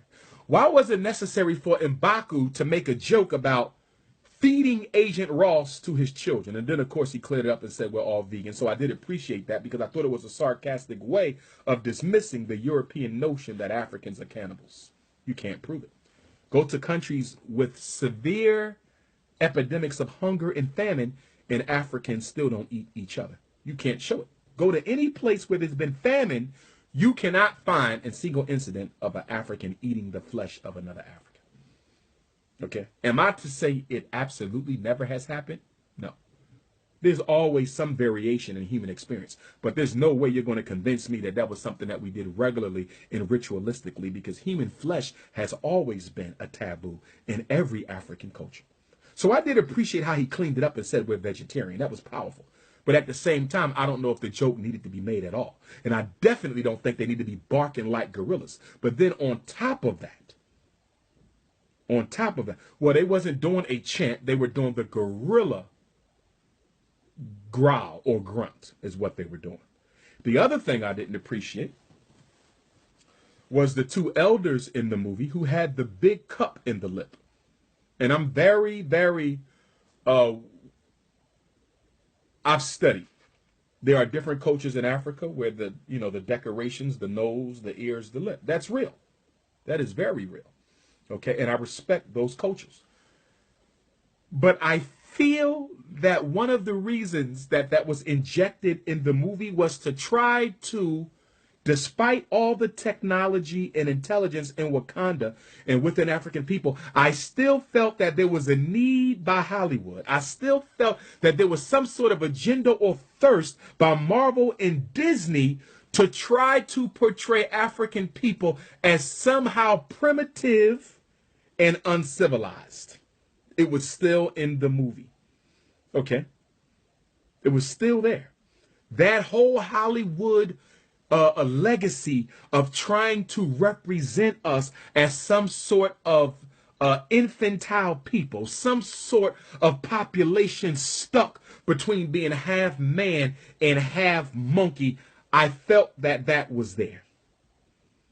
They highlighted the greatness, but they still took shots at us. I'll give you another one. Do you remember the nightclub scene when Ulysses Claw walked in to trade the titanium with Agent Ross? And Ulysses Claw walked in with a whole entourage? What did Agent Ross say? Did you catch what he said? Agent Ross said, I see you have a whole entourage with you. Do you have a mixtape coming out? Did y'all catch that? Did y'all catch that? He said, you have a whole entourage with you. Do you have a mixtape? Now, the only people who put out mixtapes are rappers. And of course, rappers are known to have large entourages. What was the purpose of that? See, you got to study these movies because every frame and every cut and every edit and every prop and every statement has an intent to communicate a certain idea to the mind of the viewer. To the mind of the viewer. And I need to say that I have a problem with those of you who had a problem with those brothers and sisters who put out petitions to ask Marvel Disney to pay some reparations to black folks. Yes, they should pay reparations to black folks. Do you know how long Disney and Marvel have been exploiting, co-opting, misrepresenting African people and African culture for financial gain? Do you not remember the Disney cartoons where they was cooking black people? Do you not remember the Tasmanian devil? Does anybody even know why they created a Tasmanian devil? It was a racist caricature. You know that little small black thing that was just running all around? A Tasmanian devil. That was a racist caricature of the Tasmanian people of Australia. There's an island off the coast of Australia known as Tasmania, where the British went in and exterminated every living man, woman, and child. The British went in and exterminated every man, woman, and child in Tasmania. And Walt Disney crowned the genocide by creating a cartoon of the exterminated people, the Tasmanian devil. Are you people crazy? You damn right they owe us reparations. See, the problem with Negroes is we're so used to being taken advantage of. The problem with Negroes is we're so used to being exploited that when somebody says we need to be compensated, the rest of us rush to the defense of our oppressors. The rest of us rush to the defense of our oppressors. If you don't think we need compensation, keep that to yourself.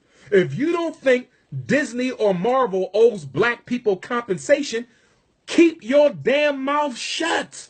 Why must you speak against something that ain't bothering you? You damn right they owe us. Not only do they owe us for the negative portrayals of African people throughout the Disney cartoons, they owe us for the fact that they stole the African Orisha deities from Nigeria and turned them into superheroes. Yes, the original pantheon of the Marvel Universe is the exact same pantheon of the Orisha cosmological system of the Yoruba. Yes. Let's start with Charles Xavier. Charles Xavier is the elder of the X-Men. He's the father of the X-Men. His spiritual gift is mentalism. He can use consciousness to control other people's thoughts. He's the elder of the X-Men. You know where they stole that concept from? They stole it from the father of the Orisha, Obatala. Orisha in La, who wears all white, is the father of the Orisha, is responsible for creating man, is the fashioner of all heads. He's responsible for all children with deformities. X-Men. Obatala is responsible for all children with deformities. The X-Men. Obatala is responsible for all children with unique gifts and deformities. Remember, the X-Men are considered quote-unquote freaks. Obatala is the father of all heads, and he is the father in particularly of children who have quote-unquote unique talents or deformities. Xavier is Obatala. Let's keep on going. Storm, the female energy that creates and sustains the cycles of life. Hurricanes, tornado, strong wind. Who is that? That is the Orisha Oya, the goddess mother of the wind, the creator of the cycles of change, the blesser of the courts of finance, the guardian of the cemeteries, and the leader of the Agungun ancestor order. They stole that. Let's keep on going. Thor and Superman. Thor and Superman are manifestations of Shango energy. Look at Thor. Thor's colors are what? Red and yellow. Thor's weapon is what? A double-sided axe. Thor always travels with the what? Thor travels with the lightning. Whenever you see a poster of Thor, you see the double-sided axe, you see the lightning, you see the red and gold uniform. Well, whose colors is red and gold? Shango. Who is the repository of masculine energy? Shango. Who has a double-sided axe? Shango. Whose element is thunder and lightning? Shango. Oh, these are all coincidences, right? These are all coincidences, right? These are all coincidences, right? In the Justice League, you had what? Olokun. Okay, Aquaman. Aquaman, the masculine male energy that resides at the bottom of the ocean. That is Olokun. And Olokun can also be represented as female, but is often represented as male. Olokun means the owner of all water. Olokun is the second most powerful Orisha, second only to Obatala, because whereas Obatala created the earth, Olokun controls the water, and there's much more water than earth. Aquaman is Olokun. Let's go to Wolverine. Wolverine is next, whose name happens to be Ogun. Logan, Ogun. Take the L off of Logan, Ogun. When Wolverine gets mad, 3 machetes come out of each fist. Ogun is the waver of 2 machetes. His divine number is 3. Ogun is the manifestation of iron. He's the energy of iron. Okay? It is the energy of persistence, determination, production. He is the warrior Orisha, just like Logan with the 3 machetes and Magoon with his 3 machetes. They stole the entire Orisha pantheon and turned it into the damn X-Men and turned it into the Marvel comic universe. Yes, they owe us. Yes, they owe us. And black teachers, you need to do an entire series on teaching your children how they stole the deities of West Africa and turned them into the superheroes of Marvel Comics. Facts. Facts. Facts. Facts. You better believe they owe us. Oh, you better believe they owe us. But as I was starting to say earlier, the significance of the gorilla tribe is the fact that the real vibranium, coltan, okay, columbium, okay, there's 8 major countries in Africa that have gorillas. There's 8 major countries in Africa that have gorillas. 2 of the 8 is the Congo and the Democratic Republic of the Congo. The 8th is significant because it shows that the vibranium was coltan, that it was columbium, the true secret metal of technological and militaristic advancement. And those monkeys, those gorillas, the gorilla tribe to me is symbolic of the fact that vibranium is really columbium, and it comes from the Congo, which is one of the nations in Africa with one of the highest populations of primates and gorillas. And check this out. Check this out. Gorillas in the Congo are almost extinct. Gorillas in the Congo are approaching extinction. Okay? Does anybody want to know why? Why are the gorillas in the Congo approaching extinction? The reason the gorillas in the Congo are approaching extinction is because the warlords that the CIA pays to steal the coltan are killing the gorillas to protect themselves in the jungle as they mine for the coltan and to protect themselves in the jungle as they fight the other gangs.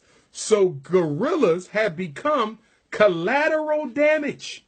Listen to me. This is the significance of the gorilla in the Black Panther movie. Gorillas are increasingly becoming an endangered species in both the Congo and the Democratic Republic of the Congo because the gangs are killing them off as collateral damage as part of their war against each other to get the coltan to the CIA.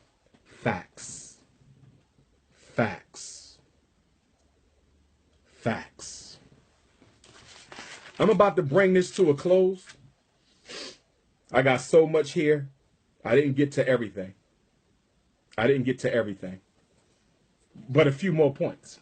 I'll probably do a part 2. I'm going to do a part 2 to the Black Panther, okay? I'm going to do a part 2. Okay? I'm going to definitely do a part 2. But let me say this. This is going to blow your mind. This is going to blow your mind. When the movie comes on, they talk about how the Panther goddess Bast blessed the Wakandan people with the purple heart herb and the vibranium, which allows the kings to become the Black Panther. Bast is a deity of Kemetic origin, right? Ancient Kemet, Egypt. We also know that all cats originate in ancient Kemet. It's a scientific fact. Ancient Kemet is the land of the cat. Kittens. They were the first to domesticate the kittens as well. But here's what I want you to get. Here's some more symbolism in the movie, which is why you got to be politically educated to decode and decipher these movies. This is about to blow your mind. Bast is responsible for the Wakandan people's ability to mine and use vibranium to become technologically sophisticated. I want you to draw a parallel. Guess what is the name? Guess what is the name? Guess what is the name of the American company which is the largest seller of the real vibranium, coltan? What is the name of the United States company which is the world's largest supplier of coltan, the real vibranium? The name of the company is K-E-M-E-T.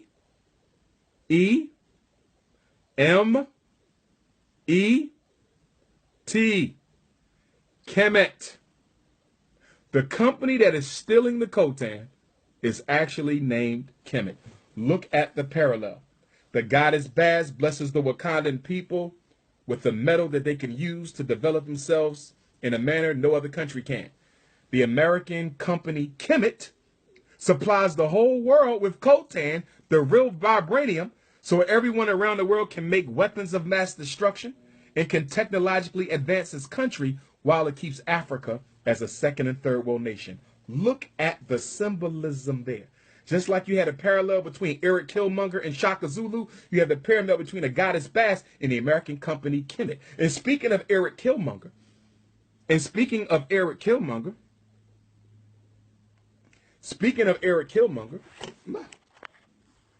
did you notice that Agent Ross said Eric Killmonger is a graduate of MIT? Did y'all catch that? Eric Killmonger was a graduate of MIT. Did y'all catch that? Eric Killmonger was not just a soldier. According to CIA agent Ross, he was also trained in how to destabilize countries. And if he's trained in how to destabilize countries, that means he can also do what? Destabilize America. If Eric Killmonger was trained by the United States government and the CIA in the art of destabilizing countries, based on what I got from Agent Ross, Eric Killmonger was a paid assassin for the United States government. Eric Killmonger was a killer for hire by the United States. He was a mercenary for the international banking cartel, a CIA mercenary trained in the art of destabilizing countries whose foreign policies are not favorable to America. You know what that means? He's not only used to kill, he is intelligent. Eric Killmonger is just as intelligent as T'Challa's sister Zuri. In fact, if you give Eric Killmonger that vibranium, who knows what that brother might be able to create? He graduated from MIT. How many brothers in the military graduated from the Massachusetts Institute of Technology? For those of you who don't know, this is the leading university in America responsible for video games, military assimilation training, bombs, nuke missiles, modernizing military equipment. Eric Killmonger went to MIT. So guess what? If that brother would have had a chance to lead Wakanda, you can best believe Wakanda would have took over the world. He was the example of how you learn everything your enemy has to teach. Eric Killmonger learned everything his enemy had to teach him so he could one day use it for the benefit of the Pan-African struggle, brother. Eric Killmonger, there's so much you can do with the character of Eric Killmonger. He knew From the day his father was murdered by his uncle and they abandoned him, just like King Shaka, he knew he would eventually go back to Africa. But before I go back, let me learn everything that the white man knows. Let me learn his military. Let me learn his science. Let me learn his CIA. So when I go back to Africa, I'm not just going back with philosophy. I'm not just going back with the ideology of Pan-Africanism. I'm going back with the militaristic and technical know-how on how to take that country back. Powerful. Powerful. Some of y'all didn't even realize the brother went to MIT. He wasn't some gangster off the street who just wanted to kill. That brother knew how to use America's strategy against America. He was playing chess. He was playing chess while T'Challa was playing checkers. He was playing chess while T'Challa was playing checkers. Under T'Challa, Wakanda gonna be gone. They done told that white man everything there is to know about their secrets. They would have never learned that stuff under Killmonger. Now, I know what y'all gonna say. Y'all gonna say, but wait a minute, Doc. This brother shot his own girlfriend. He murdered the African priest. Forrest Whitaker stabbed him. He choked the sister responsible for cultivating the purple herb. He disrespected all the women. Of course, they had to write that into the script. If they did not write into the script Eric Killmonger's disrespect of everything African people hold sacred, he would have been the protagonist. They had to protect T'Challa as the protagonist.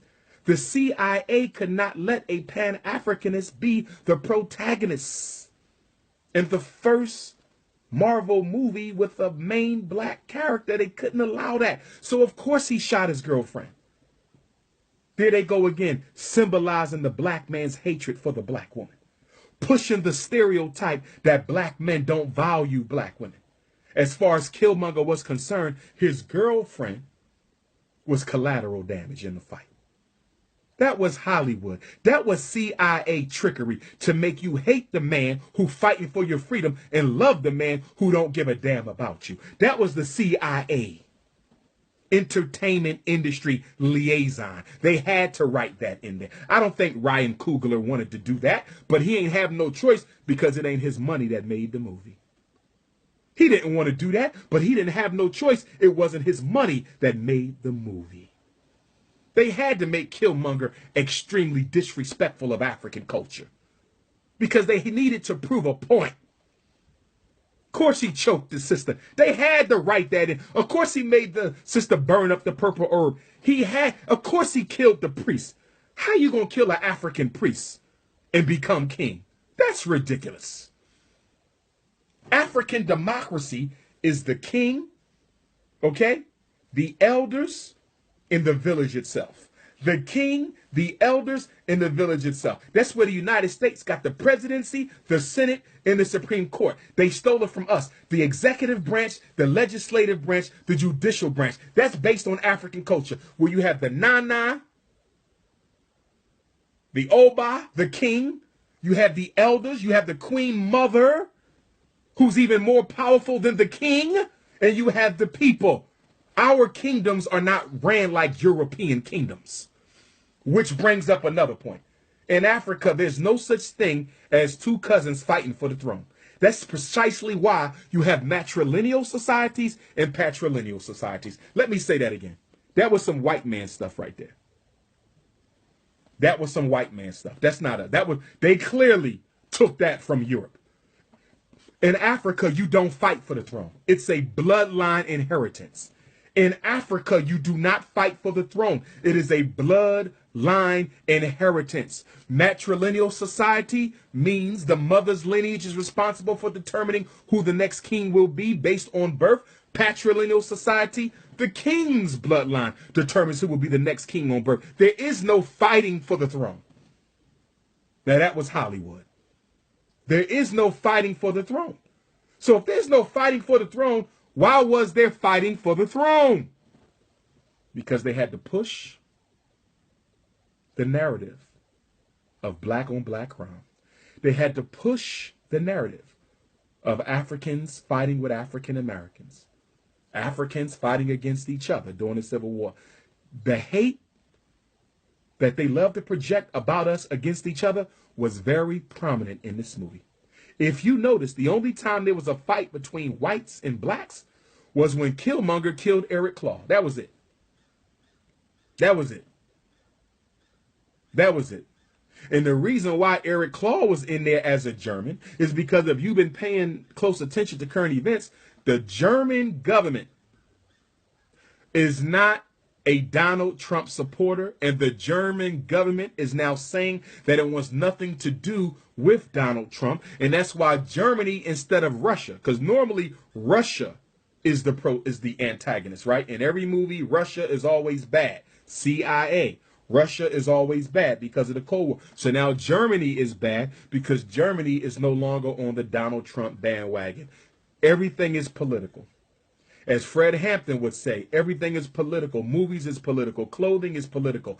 Everything is political. And y'all have to be able to understand that everything is political. They had to make Killmonger do those excessive acts of disrespect. Otherwise, he would have been your protagonist. They know what's going on in black consciousness. They know what's going on in the Pan-African world. They watch these YouTube videos. They watching my Facebook Live. They watching my YouTube Live right now. They know Pan-Africanism is back, and they have to kill it before it takes root in Africa. Zbigniew Brzezinski. If you haven't read Zbigniew Brzezinski, please read his book, The Grand Chessboard.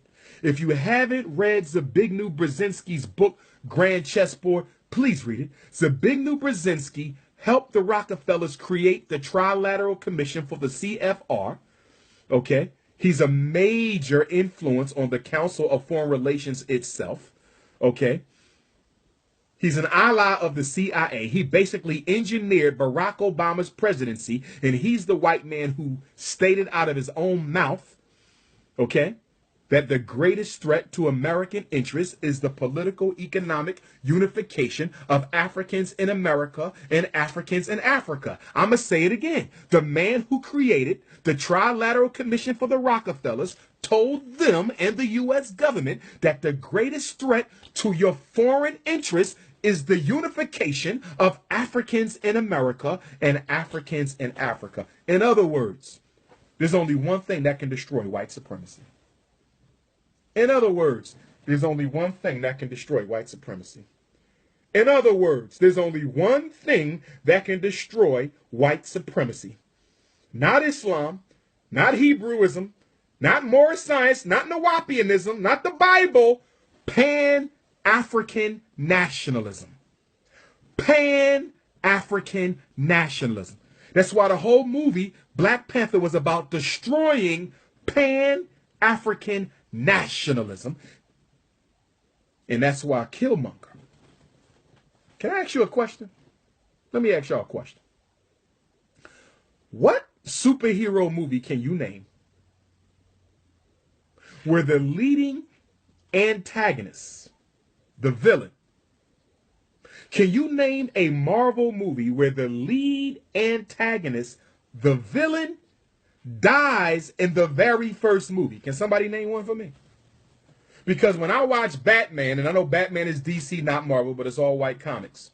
But when I watch Batman, the Joker never dies. Superman, Lex Luthor never dies. Spider-Man, Green Goblin never dies.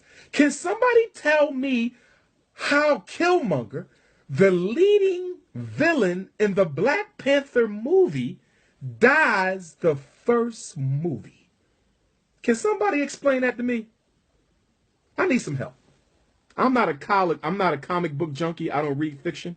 My life is all about reality. But can somebody please tell me how Killmonger dies the first movie? Villains never die. They never die. But they killed Killmonger. Because in killing Killmonger, we symbolically killed revolutionary Pan-African nationalism. In killing Killmonger, we symbolically killed revolutionary Pan-African nationalism. This was much more than the movie. This was much more than the movie. Some of y'all don't listen. I can see some of you don't listen. So this is what I'm going to do. Since some of us don't listen, from now on, if you make a statement that is not based on what I said, if you make a statement that misrepresents what I say, I'm going to block you. I'm not just going to block haters. I'm going to block people who don't listen. I didn't say that no villains die. I said the leading antagonist rarely, if ever, dies. That's what I said. Okay? So the next time you make a statement, because your listening comprehension skill, do you need special ed? Because I got my IQ test. Y'all need me to pull out the IQ test? I think we got some special ed people on the live feed today. Because you know I am a school psychologist, okay? Anyhow, he died.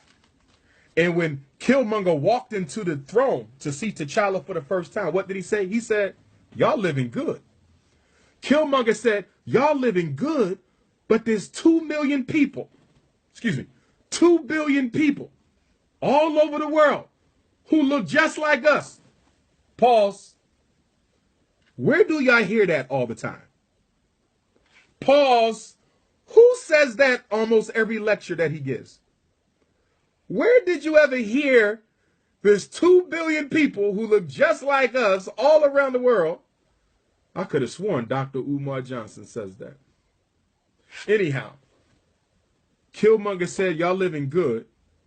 There's 2 billion people who look like us all around the world. And y'all don't want to help them out. Remember now, Lupita was going to leave T'Challa at the beginning of the movie. Why? Why was Lupita going to leave T'Challa? Lupita was going to leave T'Challa because she said there's people who ain't got nothing. And they need help. So I got to leave Wakanda because y'all Negroes are selfish as hell. I'm leaving. Remember, Lupita was out. Lupita was out. Only reason why she stayed is T'Challa said, my father is dead and I need you. Lupita said, I'm out. She said, I want to help other Africans. I just don't want to sit here living good while the world around us is suffering. Lupita said, I'm out. She only stayed because T'Challa asked her to stay. Remember that? Lupita was out. She said, there's people suffering around the world and they need us. But what did Daniel from Get Out say? What did Daniel from Get Out say? He told T'Challa, if you let refugees into Wakanda, if you let refugees into Wakanda, it will become just like any other African country. Did y'all hear that? Did y'all hear that? That's that selfish African mentality that some of us have on that side of the Atlantic Ocean and this side of the Atlantic Ocean. That's that selfish mentality that some of us have. I got mine, you need to get yours. That is selfish.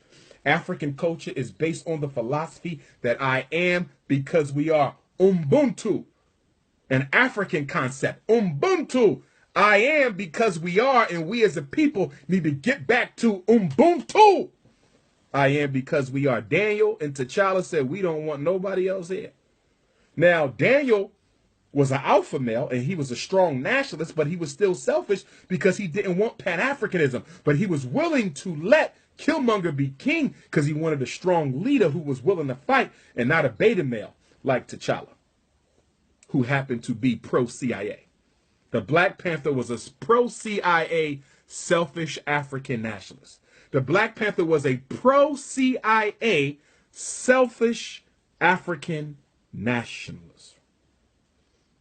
Yes, the movie was great. The movie was great. We're not talking about the greatness of the cinematography. We're talking about the political messages, okay?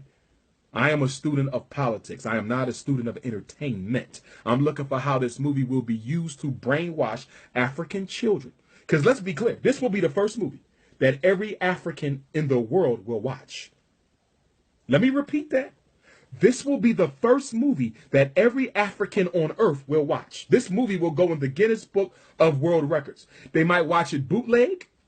They might watch it Netflix. They might watch it Amazon Prime. They might watch it on DVD. They might watch it at the movies. They might watch it at the museum. They might watch it in somebody else's house. But I promise you what? Every African on the planet will watch this movie. So we cannot ignore this movie.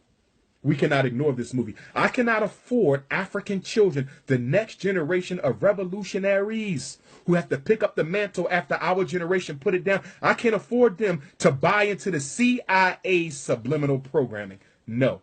And I'm counting on black teachers. Please, black teachers, have a conversation about this movie with your students. Let them know. Have a whole lesson on propaganda. Because this was propaganda. What is propaganda? Warfare without weapons. What is propaganda? Warfare without weapons. And the Honorable Marcus Messiah Garvey said, propaganda has destroyed more people than open armies. Propaganda has destroyed more people than open armies. The Black Panther movie was propaganda. We can take the good, but let's educate our kids on the bad. Take the good, and then educate the children on the bad. That's what we need to do.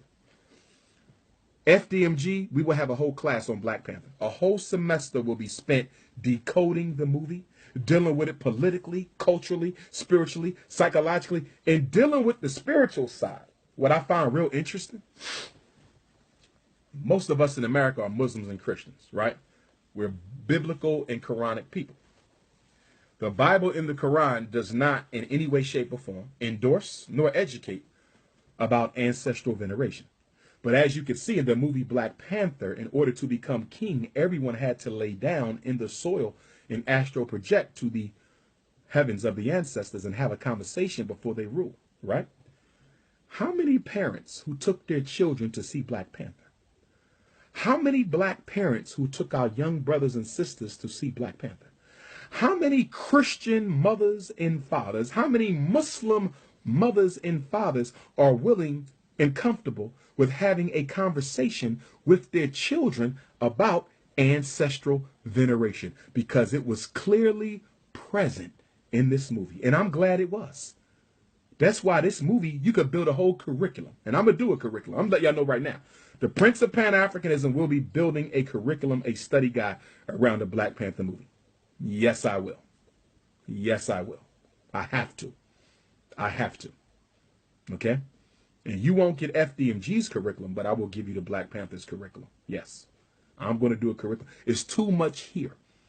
You could deal with the political, the CIA, Shaka Zulu, the Kingdom of Lesotho, the issues in South Africa. What's going on in South Africa right now? The South African Parliament passed a resolution to take the land back from the white colonizers. Because as you know, when apartheid fell in 94, the power that the white man had in South Africa still has not fallen.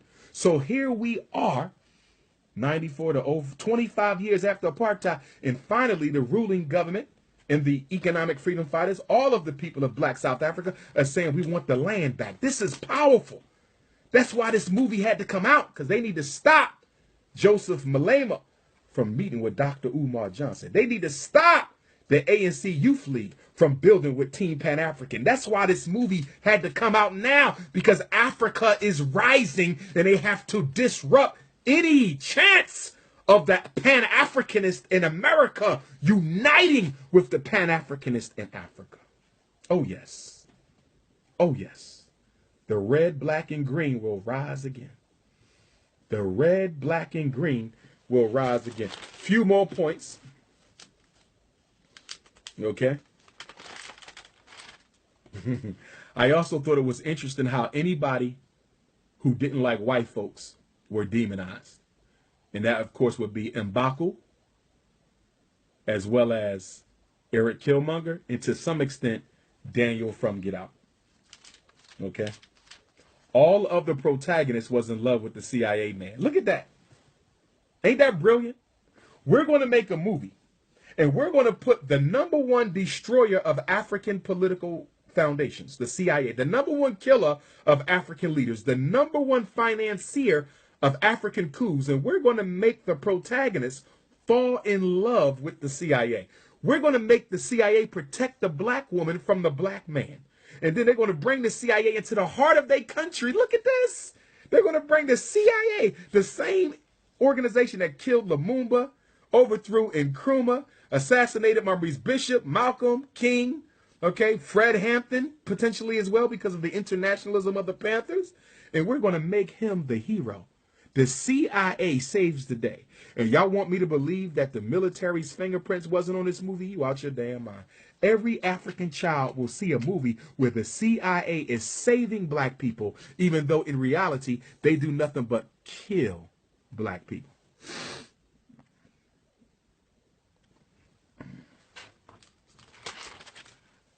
So, brothers and sisters, I got a whole bunch of notes from when I watched the movie. Okay? And, and let's not forget, for those of you who think it's a far cry for this movie to be propaganda, even though the CIA been investing in movies through propaganda since 1947, even though the CIA has an entertainment industry liaison, let us also keep in mind that the CIA had a program called MK Ultra Mind Control. Don't forget the CIA's MK Ultra Mind Control program. And don't forget that the principles that the CIA learned about mind control, they apply it to the movies that they finance out of Hollywood. Did you know that the CIA and the FBI control over 200 periodicals, magazines, and newspapers? They finance movies. Why you think every time America goes to war with somebody, like 10 movies come out about the country they don't like? Remember all the movies you saw about Russia? Crimson Tide, when they was going to war with Russia, like 10 Russian movies come out. Remember that? Now they Afghanistan and Iraq. Look at all the movies we didn't seen about Afghanistan and Iraq. Okay? 13 Hours, The Hunt for Bin Laden, Lone Survivor. Every time you turn around, it's a new movie coming out about the war in Iraq. That's what the CIA does. They have to do what? Create public opinion. That's why we got to have the curriculum that I'm going to build for FDMG. Our children will look at a movie and they will know why the movie was made.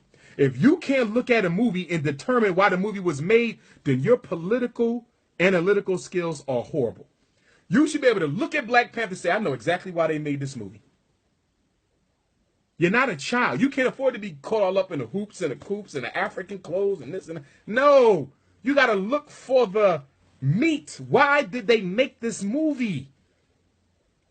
Every creation has intent. Everything is pragmatic in white supremacy. You got to be able to evaluate and decode the purpose of the program. You got to be able to evaluate and decode the purpose of the program. So where do we go from here? I'm going to tell you where we go from here. They're going to make an LGBT Black Panther, and then a lot of other people are going to come up with black superheroes. In about 10, 20 years from now, the hype and hoopla you have around Black Panther will no longer exist, because one thing that the white man is a master of doing, he's the master of oversaturating anything of substance so it is no longer useful to the people who could benefit from it. I'm going to repeat what I just said, and I want you to listen. I'm going to repeat what I just said, and I want you to listen. I'm going to repeat what I just said, and I want you to listen. I said, whenever the white man allows anything that is psychologically empowering to black African people to be created, to prevent that thing from being used as a weapon of mass construction, to prevent that thing from being used to help black people gain liberation, after he lets you have a feel-good session with it, he then turns right around and uses that same thing to destroy you and to also make it useless by oversaturating it to the point where you don't want to see it no more. 20 years from now, when the sixth Black Panther movie come out, you might not even go see it because he's going to oversaturate your ass with it so it don't even mean anything for you anymore. This is what he does. He did it with Malcolm X. Remember the Malcolm X movie came out? Everybody was like, Malcolm, Malcolm, Malcolm. So guess what the white men started doing? Everything was Malcolm. Malcolm X hat, Malcolm X t-shirt, Malcolm X panel discussion, Malcolm X this, Malcolm X that. In other words, the white man takes it and turns it into a financial vehicle to the point where it turns black people off and you don't even want to be bothered with it no more. So we had to do what? Let his oversaturation of Malcolm X die down, and now we can recreate Malcolm on our terms. We can reintroduce Malcolm to the community on our terms. We can now venerate and honor Malcolm's true legacy on our terms. You have to understand politics. You have to understand politics. This is what he's going to do with Black Panther. So at some point, we're going to have to create our own black superhero to counteract the negative messages that he's going to put in Black Panther. And now that we got Ta-Nehisi Coates and Roxanne Gay homosexualizing the Black Panther story, it's going to become even more important for us to create our own alternative to it, because it's about to get oversaturated and it's going to be homosexualized. These are the facts. They did the same thing to hip-hop. You're absolutely right. They did the same thing to hip-hop. When hip-hop was just us, it was so unique and everybody was feeling it. The white man got it, turned it into gangster rap, brought all the white rappers in. Now he brought all the gay rappers in. Now people don't want nothing to do with hip-hop. Original, classical hip-hop. Okay? Not rapping over an R&B beat, but the true creative hip-hop. He does this with everything. He does this with everything. Talking about we shouldn't ask for no reparations. Talking about we shouldn't ask for no reparations. You out your mind. I'm definitely going to get reparations. I want to say this, though. I don't think Black Panther's success is because of the Black Panther himself. Because even Chadwick Boseman said that he really believes Killmonger was right. Chadwick Boseman even said, the Black Panther said, he agreed with Killmonger more than T'Challa. He said it. Chadwick Boseman said Killmonger was right. So everybody knows that the fix was in, even the Black Panther. Okay? But what sold Black Panther was the fact that African people here, there, and everywhere could see their ancestral homeland portrayed in a positive light. And that's why we went to see it 3, 4, 5 times. It wasn't the hero. You're not crazy about Black Panther. You're crazy about the Africa that they showed us in Black Panther. Let me say it again. This movie is not successful because of the superhero. The movie is successful because of the cinematography. A beautiful country. Nobody's starving. Nobody's killing. Nobody's hungry. Nobody's destitute. Nobody's running around naked like they love to make us think our people are. Nobody's running around with a white Jesus, because you ain't got nothing but white Jesus in Africa. We didn't see nothing negative about ourselves. For the first time, we saw nothing but positivity about Africa. And that's why brothers and sisters are calling me up. Dr. Umar, I'm going with you to Africa this year. Black Panther motivated me to go to Africa with you this year so I can appreciate Ryan Coogler and Michael B. and Lupita. I can appreciate what they did, because there's people who are going to go to Africa now who never would have thought of it, because Black Panther gave it to us in a positive light. That's why this movie is a success. That's why it must be watched. I'm going to buy it when it comes out. Not because I agreed with the mission. I know what the mission was. Divide and conquer. That was the mission. Separate continental blacks from American Africans. That was the mission. I understand, and understand that. But I cannot allow it to be lost on my consciousness that this is the first movie ever. Yes, it was a fairy tale, but still, the mind can't tell the difference between make-believe and real. When you watch Wakanda, for those of you who understand mental science, when our babies watch Wakanda, their brain cannot determine that this ain't real. The brain cannot distinguish between real and imagined.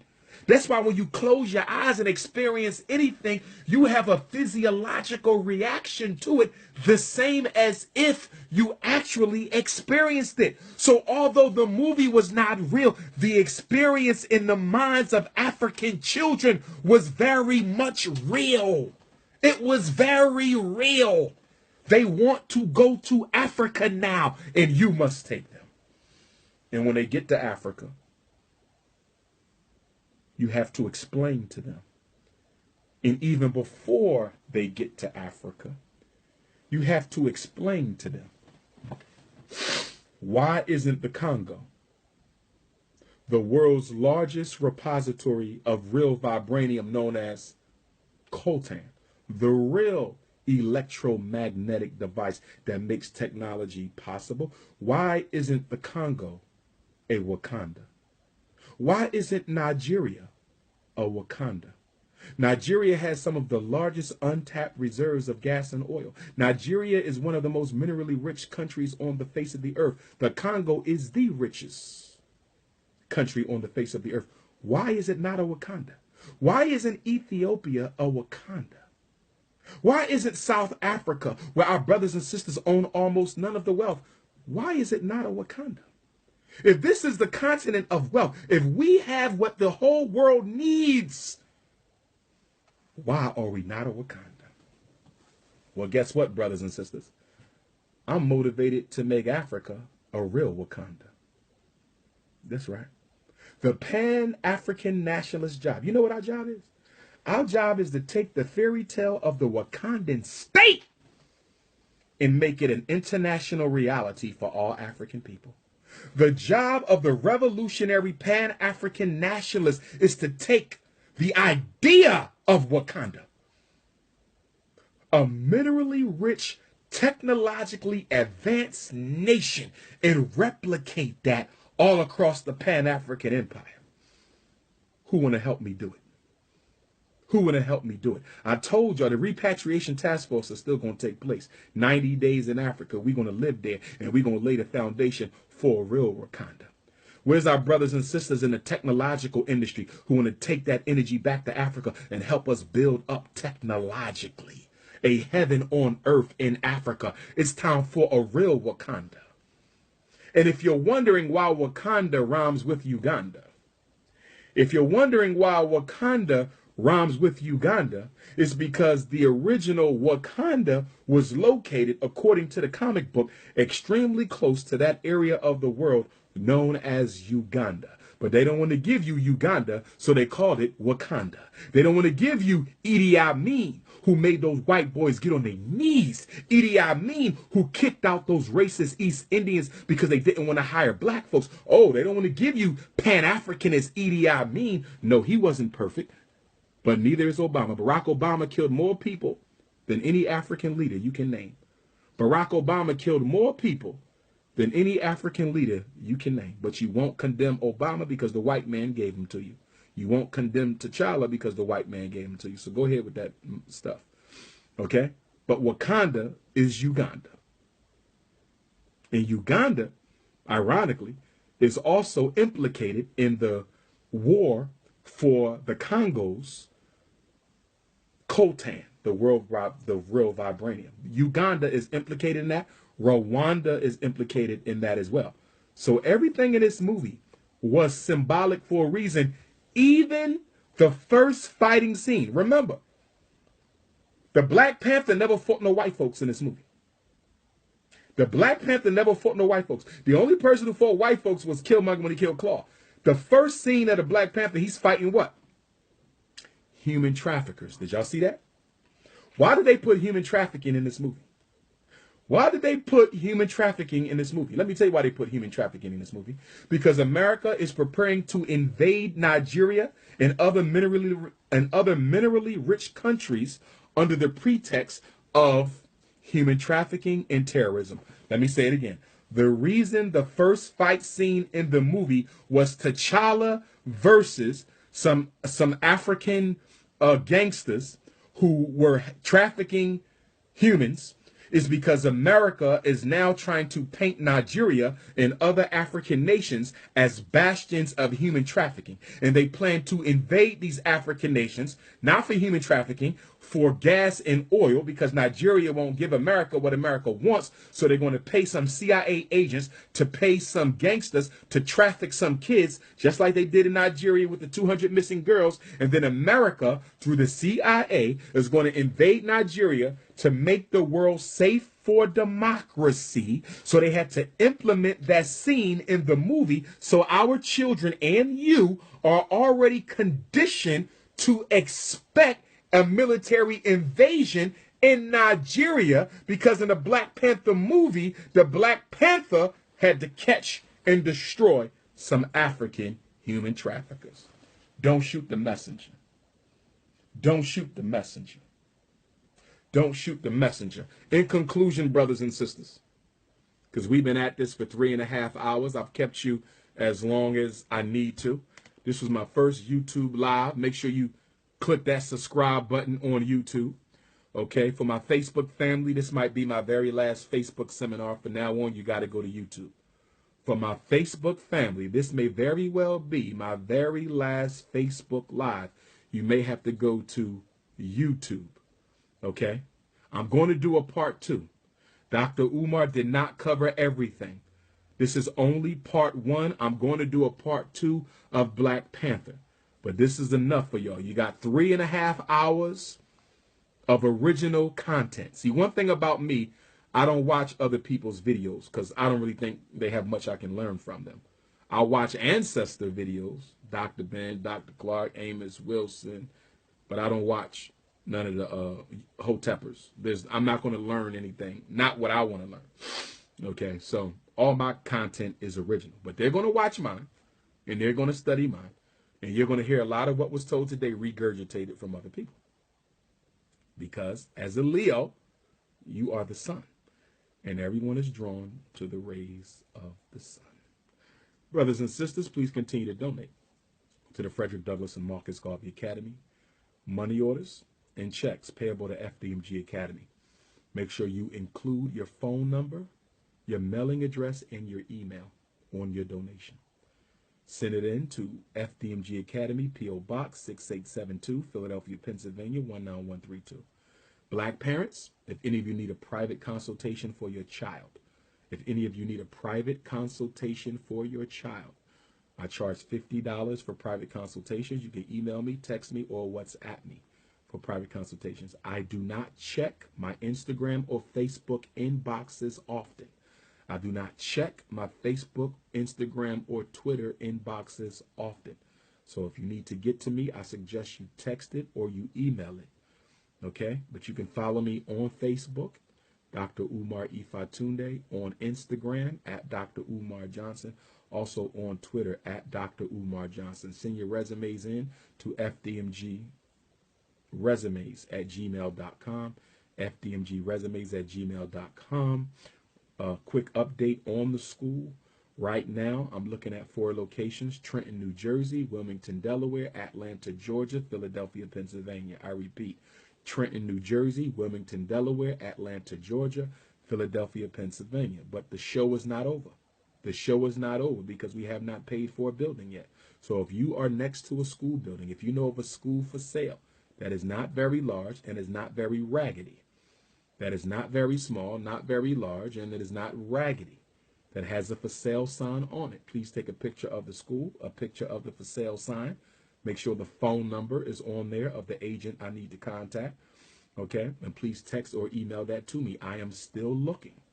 I didn't get no referrals from Florida. I didn't get no referrals from Ohio. I'm surprised. I thought Florida and Ohio. Virginia, I got no school referrals from Virginia. Okay? A lot of you have not helped in this process. A lot of others of you have helped. Detroit, y'all have a lot of schools, but for some reason, it just ain't working out there for me. The Archdiocese, the Catholics of Detroit, refused to sell a school to me. So that's what happened with the Catholic schools in Detroit. But I told you, my number one choice is in Detroit. My number one choice is in Detroit, and it is the Academy of Southfield. It is the Academy of Southfield. So for my Detroit people, if you want to talk to those 2 black men that own the Academy of Southfield, maybe you know somebody who can call them up and say, listen, work with that brother. Work with him. We need that school because that school is waiting. It is literally waiting, but I don't know how to, they're worrying about money. They're not trying to work with me at all. So, but again, I'm open. My brother's in Oakland. My sister's in Oakland. Y'all said y'all got schools in Oakland. I'll fly to LA. I'll make it a West Coast. I'll make FDMG West Coast, but you got to show me something. Okay, Kentucky. I didn't get nothing out of Kentucky. Chicago, it ain't over yet. It ain't over yet in Chicago. The school that I was looking at in Chicago, I was told by the inspector that it's going to cost too much money to get it up to code. Okay? So on that note, brothers and sisters, I want to thank y'all for tuning in. I have enjoyed it. I'm going to start doing some more seminars because I need to get some videos up on my YouTube account. Again, make sure you go to YouTube and subscribe. Make sure you like the page. Prince Ifa Tunde is the YouTube page. I repeat, Prince Ifa Tunde is the YouTube page. One love, Black family. I hope you enjoyed this seminar, and I cannot wait to come to your town. Buffalo, New York, London, England, Paris, France. Get ready for the Prince. Black Power.